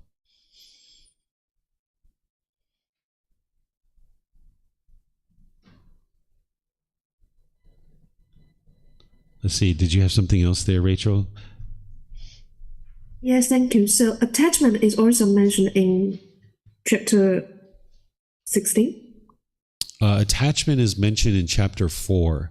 That's where I define attachment, craving, desire, attachment. It's this mental longing and strong eagerness, chasing after the objects of your affection, thinking the next new shiny object around the corner is going to provide some kind of lasting satisfaction. It's thinking that something external is going to provide some kind of fulfillment and some kind of satisfaction. So the mind chases after it and then holds on to it. So like the mind holding on to mom. The mind thinks that if I can hold on to mom and mom's permanent, then I will be happy. But if I don't have mom, then I'm going to be sad or frustrated or agitated or angry or some other discontent feeling. The mind with craving, desire, attachment is forming its inner feelings based on some object. And as long as your mind's doing that, those objects are impermanent. So that means any happiness that you experience, it's also impermanent. So what you're looking to do on the path to enlightenment is get to the permanent joy, the permanent peacefulness, the permanent happiness. But you wouldn't be able to do that as long as your mind's forming feelings based on craving, desire, attachments. So you need to know very clearly what craving, desire, attachments are. It's not the object itself. Mom isn't the attachment, or that car isn't the attachment, or this computer or this mobile phone. That's not the attachment. The attachment is inside the mind, where it's falsely believing, having the misunderstanding, the confusion, the misperception that this thing is going to provide some kind of lasting satisfaction. So the mind tries to hold on to it permanently, but these things are all impermanent. So as long as the mind's having this misunderstanding or this lack of wisdom, it will keep experiencing this up and down and up and down. Because as long as you have that mobile phone with you, you'll feel fine, you'll feel happy. But as soon as you don't have that mobile phone, or it breaks, or you lose it, or someone steals it, you'll be angry or frustrated because you wanting that mobile phone to be permanent, when in reality the mobile phone is impermanent. You're welcome. Okay, looks like is that Max? Yeah, that's Max. Go ahead, Max. Teacher David, there is a question in the chat. I don't know if you'd like me to read it for you, but I also have my own question. Yeah, that'd be perfect. Go ahead, Max. I'll read the question for you. So Miriam asks, there's a couple disagreement, a couple that has a disagreement. How about when husband and wife disagree about what's best for their minor child, middle or high school level, like what school they should attend or what courses they should sign up for, if they have no idea what might interest them in the future in order to increase their chances to attend a better college? We let 11 to 15-year-old children decide for themselves instead of both or any parent. Yes. The child needs to decide for themselves what they're planning to do in life. So my son, he's 11 years old. He's in 5th grade, and his program is, outlined for what he's studying. But that's school. He's the one who chose it. I took him around to different schools and showed him different schools, and I gave him my advice and my opinions. But he's the one who said, "Dad, I would like to go to that school." And now that he's at that school, by the time he gets to 6th or 7th grade, he gets to choose what language he would like to pick. So he's learning in English and Thai and Chinese right now. That's kind of a set program. But once you get to, I think it's 7th grade, you drop off Chinese and you get to decide for yourself, would you like to continue with Chinese? Would you like to learn Japanese, French, Spanish, or whatever else they might have at the school? He's the one that's going to choose that. I'm going to give him my advice. I think he should learn Chinese because he's going to use it more here in Thailand. But in his mind, he's thinking he would like to learn Spanish or French or something else. So whatever he decides is up to him. Whereas if the parents try to force that and control that, then the child's doing something that they're not truly interested in. And now they're going to struggle. They're going to really drag their feet because they're not truly interested in French. But here their dad or their mom is trying to force them to learn French. So now they're not going to really be motivated and enthused because they're not making decisions that are in their best interest. This is being imposed on them. So it's better to let people make their own decisions. Of course, when they're younger, the parents are making a lot more decisions for their children. But as they age, a parent needs to step back and let their children make their own decisions. So like when my son was growing up, I'm the one who decided when he gets a haircut and when he doesn't get a haircut. And I would decide what style of his haircut would be. But then as he's aged, now dad has to decide, okay, let him make his own decisions around hair. But then I noticed that he wasn't combing his hair. It was getting tangled and knotted. He was going to school with his hair looking really, all messy. So I would say to him, I said, hey, I see you like to wear longer hair, and that's fine if you like to wear longer hair, but I would like you to learn how to comb your hair. If you can learn how to comb your hair and take care of your hair, then you can grow it as long as you'd like. But if you're not able to do that, then dad's going to need to take you to the barber and get your hair cut. So now he's combing his hair and he realizes that that's important to take care of the body. And now dad and mom are fine with him to grow his hair however he'd like to grow it. So with a child, you can put little things like this in place, but you're not forcing them and you're not controlling them. You're still letting them make their own decisions. Typically early on, parents are making a lot of decisions. So as their child ages, it's really hard for the parent to let go. I've had students that are like 30, 40 years old and their parents are still trying to make decisions in their life. And this is because of the craving, desire, attachment that parents haven't learned to let go. And oftentimes the child feels quite miserable in these situations because their parents are constantly trying to put expectations on them. And the parents just haven't learned that they're not going to get to peacefulness by getting their child to do everything their way. So there's people that study with me that are like in their 30s and their parents are like trying to force them to get married and they're not interested in getting married, but their parents just think that it's going to solve their problem if their child gets married. But that's not going to solve their problem. The reason why they're unhappy is because they have a craving for their child to get married.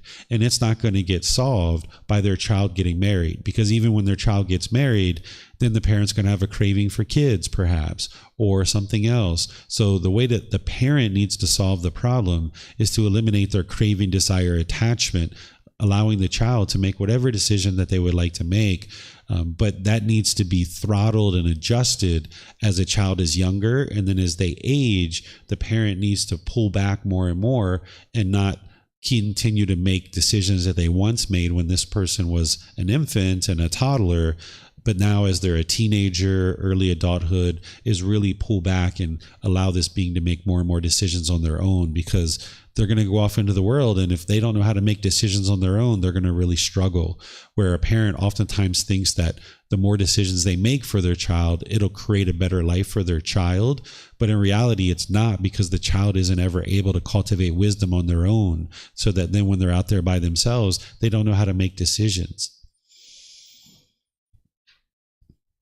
Thank you, sir. And then the question that I have is in regards to like in a relationship, there are people that are not practicing Buddha's teachings. Like my wife says stuff like, I miss you, and you've kind of touched on this, but I'm trying to, I guess, come up with ways of, I guess, handling a situation verbally. Like my wife says, oh, I miss you. And I just say, yeah, I love you. I don't say that I miss you.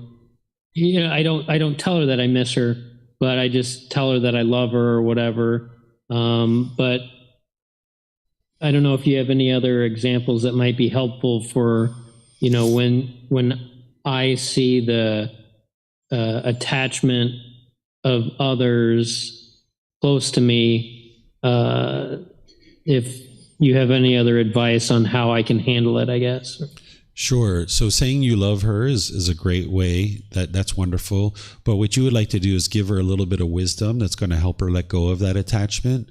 So when she says, I miss you, you can say, oh, I love you. But you don't need to miss me. You can love me without missing me. Just let go, and no need to miss me just because we're away. Us being together is not permanent, but us being away is not permanent either. We will come back together, and just go enjoy, have a good time, whatever it is that you're doing, just go have a great time. No need to miss me. You can love me without missing me.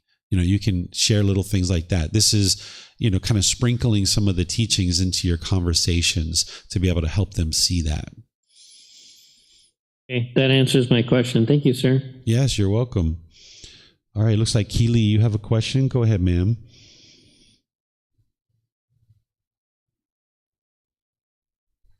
David, yes, my question. Once I saw news about parents giving up their jobs, leaving their home, traveling around to seek for their children who got kidnapped by some strangers. I want to know whether these parents are being attached to their kids. If yes, how can they eliminate attachment in this kind of complicated situation? Okay, let me be sure I understand. Are you asking me that if a child gets kidnapped and the parents experience painful feelings, are they attached to their child? Is that attachment? That's my question. Okay, the answer is yes. Right? That they are attached. That's why they're experiencing those painful feelings. You can't experience painful feelings without a craving, desire, attachment. And this is where you can see that you're not a bad person because you're craving, you're attached. It's what the unenlightened mind does. And particularly attachment to children is very common, that a parent is attached to their child. And it's very common for the child to be attached to the parent. And it's very common for life partners to be attached to each other too, and brothers and sisters and things like this. That's why I'm teaching this topic.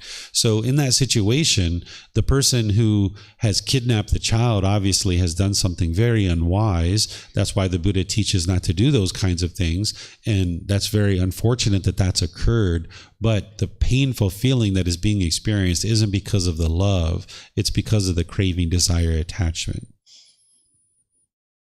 So I just mentioned they might just give up their jobs and leaving their home, traveling around to seek for their children. This is their craving, right?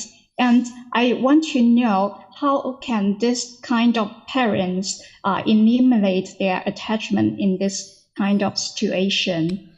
Yeah, what you need I think their behavior is unwise, because you have no idea whether you can find your child abandoning your jobs and your homes, just traveling around to seek for your children?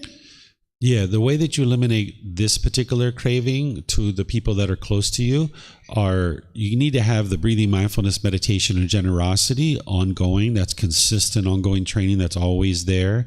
But now I'm teaching through this particular class about the different things that you need to do. And I haven't gotten through the entire list, but so far we're just talking about ways to practice in which to let go. So there's some things that I'm going to share here next that will help in this situation. Okay, thank you. Then I'll listen. Yep, you're welcome. Let me just check Facebook and YouTube if we have any questions there. I'm not sure if Max, if you're checking that or not. That's very thoughtful that you looked at the comment section of Zoom. Looks like we have something here. Jim is asking on Facebook, does an enlightened person have no beliefs? The answer is yes, that by the time you get to enlightenment, you don't have any beliefs any longer, because with belief, you don't know what's true or false, that you're just believing it because somebody convinced you to believe it. By the time you get to enlightenment, you don't have beliefs. You have the truth. You have wisdom. You know the truth. So if you asked me any question about the world around you or these natural laws, I'm not telling you what I believe. I'm telling you what I know to be the truth. And then I'll teach it to you in such a way that you can learn it, you can reflect on it to independently verify it, and then you can practice it and see the truth for yourself. So what you're doing is you're getting rid of these false beliefs, but you're not getting rid of false beliefs and bringing in new beliefs. You're getting rid of your false beliefs by bringing in wisdom into the mind. So by the time you get to enlightenment, you're not going to believe anything. Belief is what's causing the problem. That's the clinging to your perceptions, your false views and opinions about the world around you. That's what's going to lead to the struggles and difficulties, that discontentedness. So you'll have seen that to be true by the time you get to enlightenment. You will have cultivated the wisdom of the path to enlightenment, that by the time you get to enlightenment, you'll have no beliefs whatsoever. It'll just be wisdom that you've cultivated in the mind, and you know the truth through your own direct experiences. So at one time, you might have believed that other people are causing you to be angry, or that your parents are upsetting you. You might have believed that, and you might have firmly held that belief. But then as you learn the Four Noble Truths and you independently verify it, then you have wisdom, and you know that your own mind is causing this through craving, desire, attachment. So you get rid of that belief that other people are causing you to be angry, but now you replace that with wisdom. And you need to do this with many different topics on the path to enlightenment until you get to the point where your mind's fully cultivated wisdom and you've attained what the Buddha describes as final knowledge. By the time you get to enlightenment, you've acquired final knowledge, that you fully understand the path to enlightenment. Your mind's fully transformed. You no longer have a lack of wisdom in your mind, and now your mind is at ease and there's complete peace and joy. The mind's completely liberated from the strong feelings. Okay, I think that's all the questions. Oh, Max, you have another one. There we go. Go ahead, sir. Allison asked a question on Zoom I can read for you, sir. Perfect. Go ahead, sir.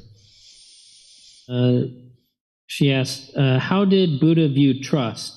I think I have heard you talk about this before, but it has come up in my mind lately. Trust feels like attachment and expectations. In the modern day, trust is needed in relationships, but when we let go, isn't that actually trust? My head has been spinning a bit on the topic. Sure. Any clarity you can provide would be helpful. Sure. So in order to get to enlightenment, you're going to need to develop trust in trusting all beings. But whenever you're doing anything on the path to enlightenment, it always needs to come with discernment. What discernment is wise decision making. So you would like to trust all beings around you, but then with discernment, with wise decision making, you're going to need to make wise decisions to ensure that that trust is continuing to be valid.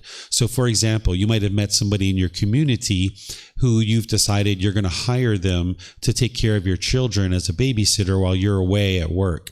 Well, maybe you met them in the community. They're a pretty cheerful person. They're a pretty nice person. No reason to judge them and look down on them for any reason whatsoever. That would be unwise. But you're trusting this person that they would do a good job because they've got a track record with other parents of being a good babysitter and a good caregiver. So this is your trust, that you're trusting them, just trusting everybody. But now when they show up to your house to take care of your children, you smell alcohol and you can tell that they're intoxicated. In this situation, you've trusted them, but now with your discernment, you realize that it would be unwise to leave your children with someone who's intoxicated. And this is where you just say, hey, I'm really pleased that you showed up. We've had a change of plans, and I appreciate you coming, but we actually don't need you to take care of our children at this point. And then you just kind of like back out of the situation, right? And then you change your plans and you experience that impermanence. So trust is something you should trust all beings, but you always need to have discernment along with that. Everything you're doing on the path to enlightenment involves discernment or wise decision making. Okay. The last thing she adds is, it seems if I can let go of trust, I can actually trust myself and others. It sounds like you're not 100% understanding trust at this point, because you're not letting go of trust. You're cultivating trust in the mind, because this is a wholesome quality that the mind needs in order to live harmoniously with all beings. Where, for example, say we've been taught growing up, our mind's been conditioned that strangers are bad, that anybody we don't know, they're a stranger, and we shouldn't trust strangers, right? This is a conditioning of the mind that it's clinging to this misperception. It's clinging to this perception that anybody who you don't know is bad. This is a perception, something that is not necessarily true. It's the way that the world seems to be, that the mind is clinging to this perception that all people that you don't know are bad. This is what some cultures are taught. Well, if you continue to cling to that perception that someone you don't know is bad, then that means you could never meet anybody new, and you would go around the world with a bunch of fear because anybody that you don't know is bad. So now, how would you ever be able to meet somebody new? So what you do is you get rid of that perception. You let go of that clinging, and you realize that just because I don't know this person doesn't mean that I shouldn't trust them. I need to talk to them. I need to meet people. I can smile at people. I can say hello to people. I can do all these kinds of things, and I can trust people, but I'm always going to have discernment there. Or say that you've been taught growing up that anybody who has a tattoo is a bad person, right? Or anybody who wears a green jacket is a bad person, or anybody who drives a van is a bad person. Well, now if you continue to cling to that and you don't trust people, now someone pulls up to your house in a van and you don't trust them right away. This is going to hinder you from having harmonious relationships. Or you see someone with a tattoo. I know you have tattoos, Allison, so that's kind of funny, but say you see somebody with a tattoo and you didn't trust them, right? This would hinder you from having harmonious relationships. Or any number of things. Like if somebody wears a green jacket, you can't trust them, right? You would like to clear all those clinging to perceptions out of your mind and get to the point where you can trust all beings, but then you exercise discernment that, okay, if you saw someone riding in a green van, you can trust them. You don't know them, but let's just say they pulled up to your house, they jumped out of the car, they're waving guns around and knives around. Okay, you probably shouldn't invite them into your house, right? It's probably unwise to do that, because now you've got discernment that you see them waving guns and knives around, and this would be unwise.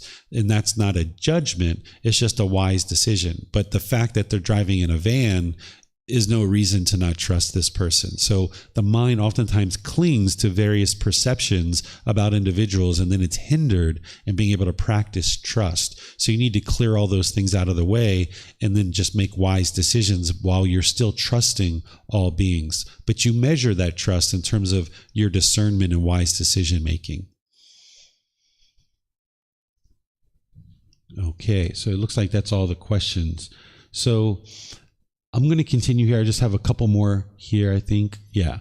So the next thing, in order to eliminate attachment to people who are close to you, is communicate with purpose.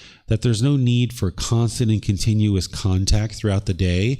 Sometimes you might be in relationships where you're just constantly contacting each other throughout the day. Like, what are you doing? What are you doing? What are you doing now? What are you doing now? If you're noticing that about your relationships where you're constantly texting people or calling people, this is unwise. You would like to get to the point where the people in your life, you can go extended periods of times without contacting them, and you can trust that they're doing wise things. I oftentimes share with people that when I wake up in the morning, I usually don't see my wife because she wakes up really early and she usually leaves the house long before I do.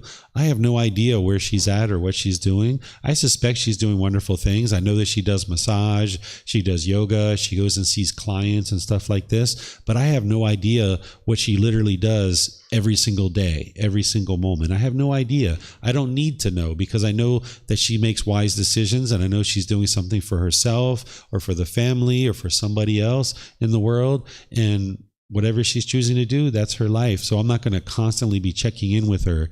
When you talk with people, be sure you're talking with a purpose. So if I call my wife, like yesterday after class, I called my wife and I said, "Hey, are you picking up our son today from school?"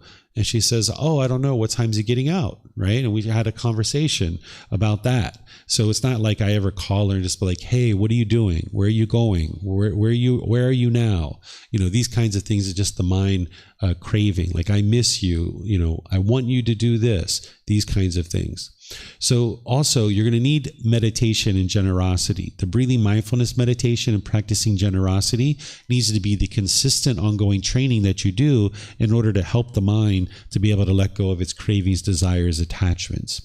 If you're having relationships where you're walking in life together and in these teachings, where possible, if the entire household can be learning and practicing, this is the really best, most ideal situation. You're not going to always have that, where you might live with people who are not practicing the teachings.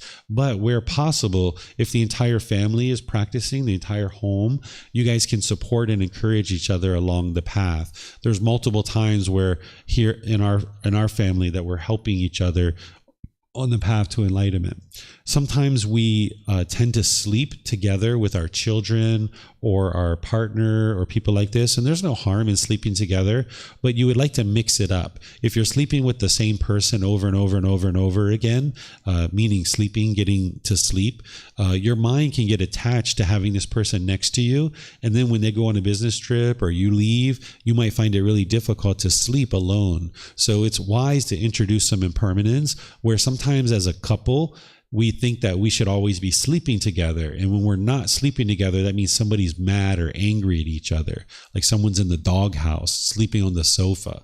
Well, you can introduce some impermanence into your life where some days you can sleep together, some days you don't sleep together. This way your mind doesn't get attached to sleeping together all the time, because that can produce a lot of attachment in the mind. Relationships that don't have attachment are actually a lot closer. I don't know if you guys were taught this in your culture, but I know American culture has this. They say a family that eats together stays together. This isn't true, because not everybody's going to be hungry at the same time. If we had a superficial time at like 6 p.m. that everybody has to eat, this is why when families come together, they oftentimes at a dinner table are kind of grumpy and irritable, because some people are interested in eating and some people aren't. And they're kind of feeling like they're forced to come to the table and eat. But if you can get comfortable with everybody eating at whatever time they feel is appropriate for themselves, then everybody's doing what they feel is best for themselves. In our household, we have myself, my son, and my wife. It's very rare that we sit at the table and all eat at the same time. If we go out to a restaurant together, we do, of course, because we've all decided we're going to go eat together. But in terms of eating at home, we don't typically eat together. And our relationships are very close and very loving and very wonderful. So this whole idea of eating together means the family's going to stay together. This is like forced agreement. We're going to pre-plan that every single day at 6 p.m., we're going to eat dinner. Well, how would you ever know what time you're going to be hungry? And you're not going to be hungry at exactly the same time every day. So one of the things that we've done is we have our table for eating, and then we actually have an L-shaped sofa around it. So like if my son is eating at the dinner table, I can sit on the sofa and still spend time with him. Or if my wife is eating at the table, I can still spend time with her by sitting on the sofa. I don't need to sit at the table and eat with her in order to spend time with her. So you can arrange your home in such a way that people can come and go. So if my son decides that he's hungry at any particular time in the evening, then we make him food and there it is. Or he makes himself food. Or if we're hungry at any particular time, we eat at whatever time we feel is appropriate for ourselves. So each individual person, me, my wife, and my son, we're making our own individual decisions of when we choose to eat. And in some cases, we might choose to eat together. Sometimes when I see my son getting some food, I'm like, oh, I'm kind of hungry too. And I'd like to kind of sit down and eat with him. So I sit down and eat with him. But at other times when he's getting food, I'm not interested in eating and he just eats by himself. And this is good for him to learn how to eat alone and eat by himself. So a family that does not have attachment to each other stays together without always being together. That's the truth. So introducing impermanence into your life is really helpful. If you experience discontentedness in any of your relationships, that means that there's attachment in the relationship. So that's an indicator to you that there are attachments and you would like to root those out and eliminate them, because as you eliminate your attachments, your life and your mind is going to become more and more peaceful, but so are your relationships. So wherever you see discontentedness, use that like a red light on the dashboard of your car that's alerting you, hey, something's wrong with this car. You got to pull over, pop the hood and look inside and see what's happening. In some cases, you need to take your car to the mechanic. Well, if you're noticing discontentedness like frustration and agitation in your mind, pull over, look inward, reflect what's going on, figure out what the cravings, desires, attachments are, and where you need to, take your car to the mechanic. Your mechanic is your teacher. So you might need to come to me. You might need to bring your mind to your mechanic, to your teacher, and say, hey, I'm having these struggles in my relationships. What do you think my attachments are? Or you might know what your attachments are and you just would like to confirm that. So whenever you experience discontentedness, this is your mind having attachment in your relationships. Use that as an indication that something's happening and that you need to get that fixed and rooted out. Look at your quality versus the quantity of time that you're spending together. Sometimes people think it's the quantity of time. If we're spending an enormous amount of time together, that must mean that we love each other. But no, that's not necessarily true. You would look at the quality of time, right? You might have work or you might have other projects, but when you're spending time together, can you do that harmoniously? Are you doing things that are a quality time? Are you having conversations? Are you doing things together as an individual and as a couple that you can spend time, whether it's your children or a life partner or your parents? Don't look at the amount of time you spend with people. Look at the quality of time that you spend with people. And then practice patience. Attachments are eliminated gradually through consistent and ongoing training. You're not going to be able to eliminate your attachments in these relationships within 1 day, 1 week, or 1 month, or maybe even 1 year. The attachment between my wife and her son, it took them many years to eliminate this. And they even had the teacher right there living with them, helping them to do this. So I was actively helping them for a good 5 years before their mind finally let go of the attachment between my wife and her son and the mom. Now I would say that they're not attached to each other. I don't see them experiencing any discontentedness between the two of them. And they're always polite, kind, friendly, and respectful to each other. But it wasn't always that way. And you're going to need to have a lot of patience because like a mother and a child, or even a father and a child, or a life partner, it's going to take you many years to eliminate your attachment in these relationships. Then the very last thing on this topic, this is like the ultimate way to eliminate attachment to any and all people around you.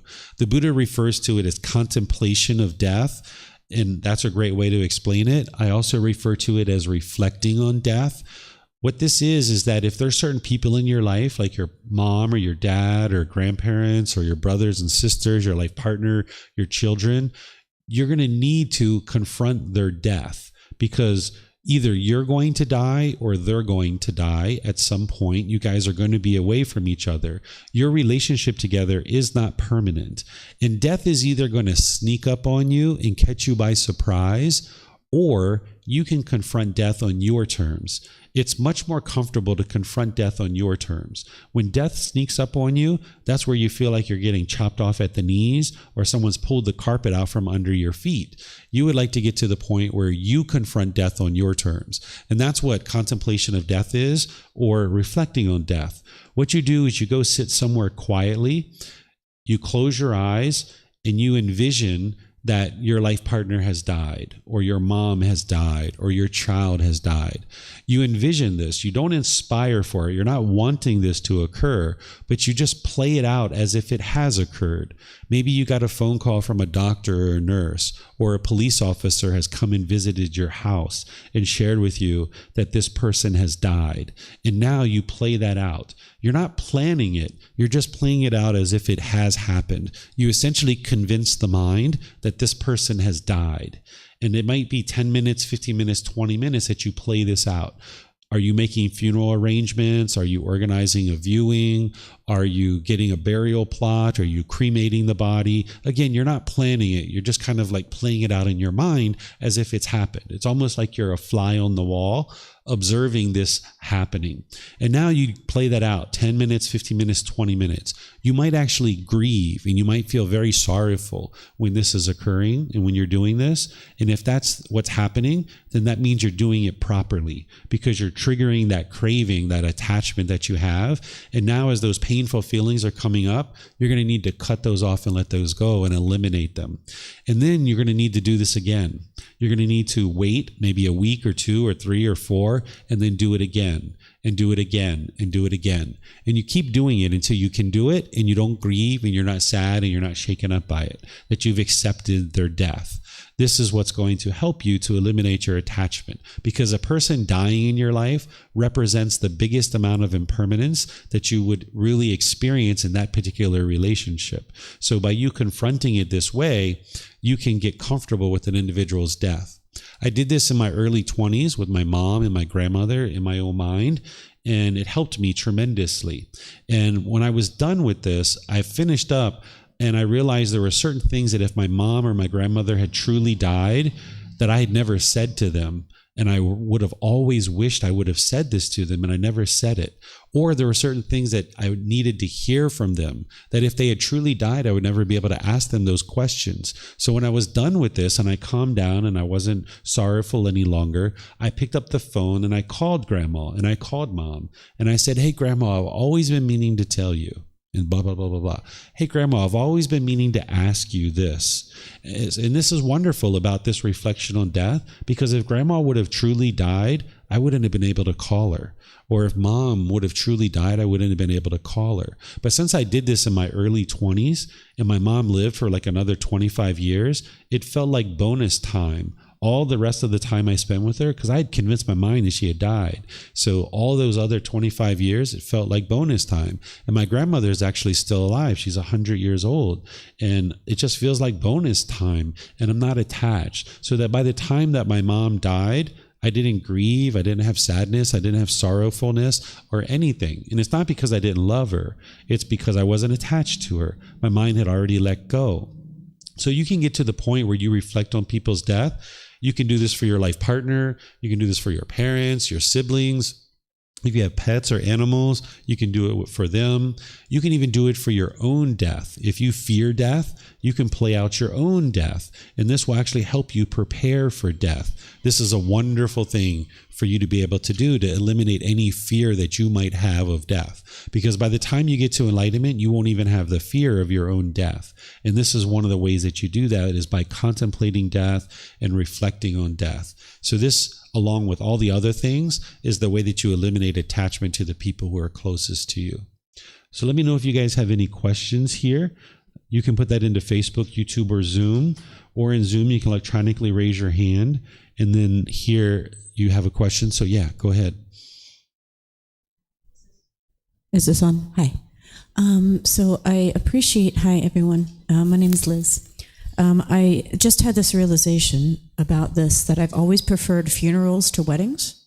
And I was thinking about that, attending them, studying them, being in other cultures. I've lived in a lot of different places. And I think that the reason for this is that the funeral signals an acceptance of impermanence.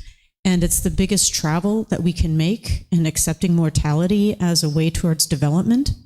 So I'm wondering about this reflection on death, and is missing someone when they leave, that idea, like a kind of like dishonoring them in their potential, because when people die, they're more Did it cut out on you? Yeah, it cut out on you. Yeah. I guess I'm trying to formulate this into a question. Okay. And so I think maybe this is just an observation that it's helping me to articulate, but I'm understanding through this process the true, what I truly understand about impermanence is the letting go of the expectation of mortality and time together with somebody being beneficial. And it's more the knowing that other people exist in the world, independently verifying their own experience, whether or not I'm there to witness it, should bring me peace. So I guess what I'm wondering is how to use these reflections on death and honoring the impermanence in each person in a way that doesn't go towards morbidity. As somebody who grew up in a monotheistic Catholic household, detaching from that mentally. So is there a question in there? I don't know. I'm not sure, but what I'll say about this is, experiencing the death of someone who's close to you is the most significant amount of impermanence you could ever experience in that relationship. And that's why by doing this, it will help you eliminate your attachment. So now when mom got sick or grandma got sick, I wasn't upset. I wasn't, frustrated or agitated. It's like, of course, they're impermanent. They're going to experience sickness, aging, and death. This is normal. But the unenlightened mind doesn't understand that impermanence. It's trying to hold on to them permanently. I don't know if you guys experience this, but, like when we grow up as kids and we're around our parents and we see them very youthful as we're growing up as kids. I don't know if you guys got to that point in your life where you realize your parents have gotten old. And you're like, oh my goodness, like they're old. Like that can really shake you as a child when you see and notice on their face or their hair, like maybe you've been away from your parents for a while and the next thing you know, you visit them and it's like, whoa, they've gotten old. This can oftentimes shake you up because of that impermanence, right? So what you're doing here is you're confronting this most significant amount of impermanence that you could ever experience, and you're confronting that on your terms. So that's why you would like to do it after you've already got the breathing mindfulness meditation and generosity well underway and all the other factors of the Eightfold Path well underway. This isn't something you do right out of the gate, the first time you start learning the teachings of the Buddha, or even in the first month or two. You usually develop the Eightfold Path really well first. This might be 6 months, a year, year and a half, 2 years down the road, perhaps. Whereas if you put your mind into this, you might not have the tools to eliminate that sorrowfulness and that misery that's coming up, that grief that you're experiencing. So you do it on your terms whenever you feel comfortable and you feel ready. And then you do it multiple times until your mind has let go. And you realize yeah, of course grandma's going to die and I'm okay with that. And I've come to terms with that. Where oftentimes we go around and we don't think about these things. We don't think about our own death. We don't think about the death of people around us. We're kind of living in this false reality of thinking that everything's going to stay the same the way that it is right now. But if you can confront the death of the people close to you, including your own death, this will allow your mind to get freed up because you can let go. Okay. I see your thank you there, Jim. You're welcome. Pleased to help you. And I'm not seeing any other questions anywhere. So it's 11:30, and we usually take break for lunch at 12, but I think we should take a break a little bit earlier today. And when we come back from break, I'm going to share this topic with you of developing and maintaining relationships, choosing wholesome friends and a life partner. So if we could come back at 1 o'clock today, that'll give us an hour and a half lunch break, and it'll give us 2 hours. When we start at 1 o'clock, I'm going to start with meditation, and then I'm going to move into this topic to help you guys learn how to select wholesome friends and companions and life partners, because who you choose to involve in your life is going to impact you based on the friends you have, based on the life partner you have. You would like to have some wisdom of how to select these individuals to be in your life, but you would like to do this without judgment. If you're judging other people, this would be unwise, but there's a way to select people to be in your life through wise decision making without being judgmental. So I'll teach you guys this starting at 1 o'clock, which is about an hour and a half from now. So enjoy your lunch, and perhaps we'll see you guys after lunch. Okay? Sawadee krap, sawadee krap, sawadee krap.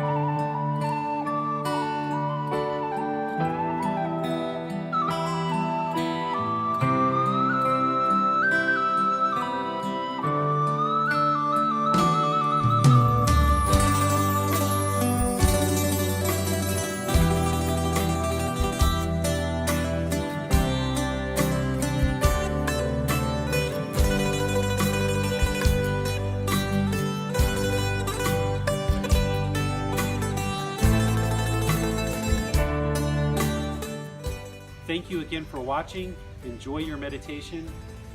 Look forward to seeing you online and answering any questions that you might have.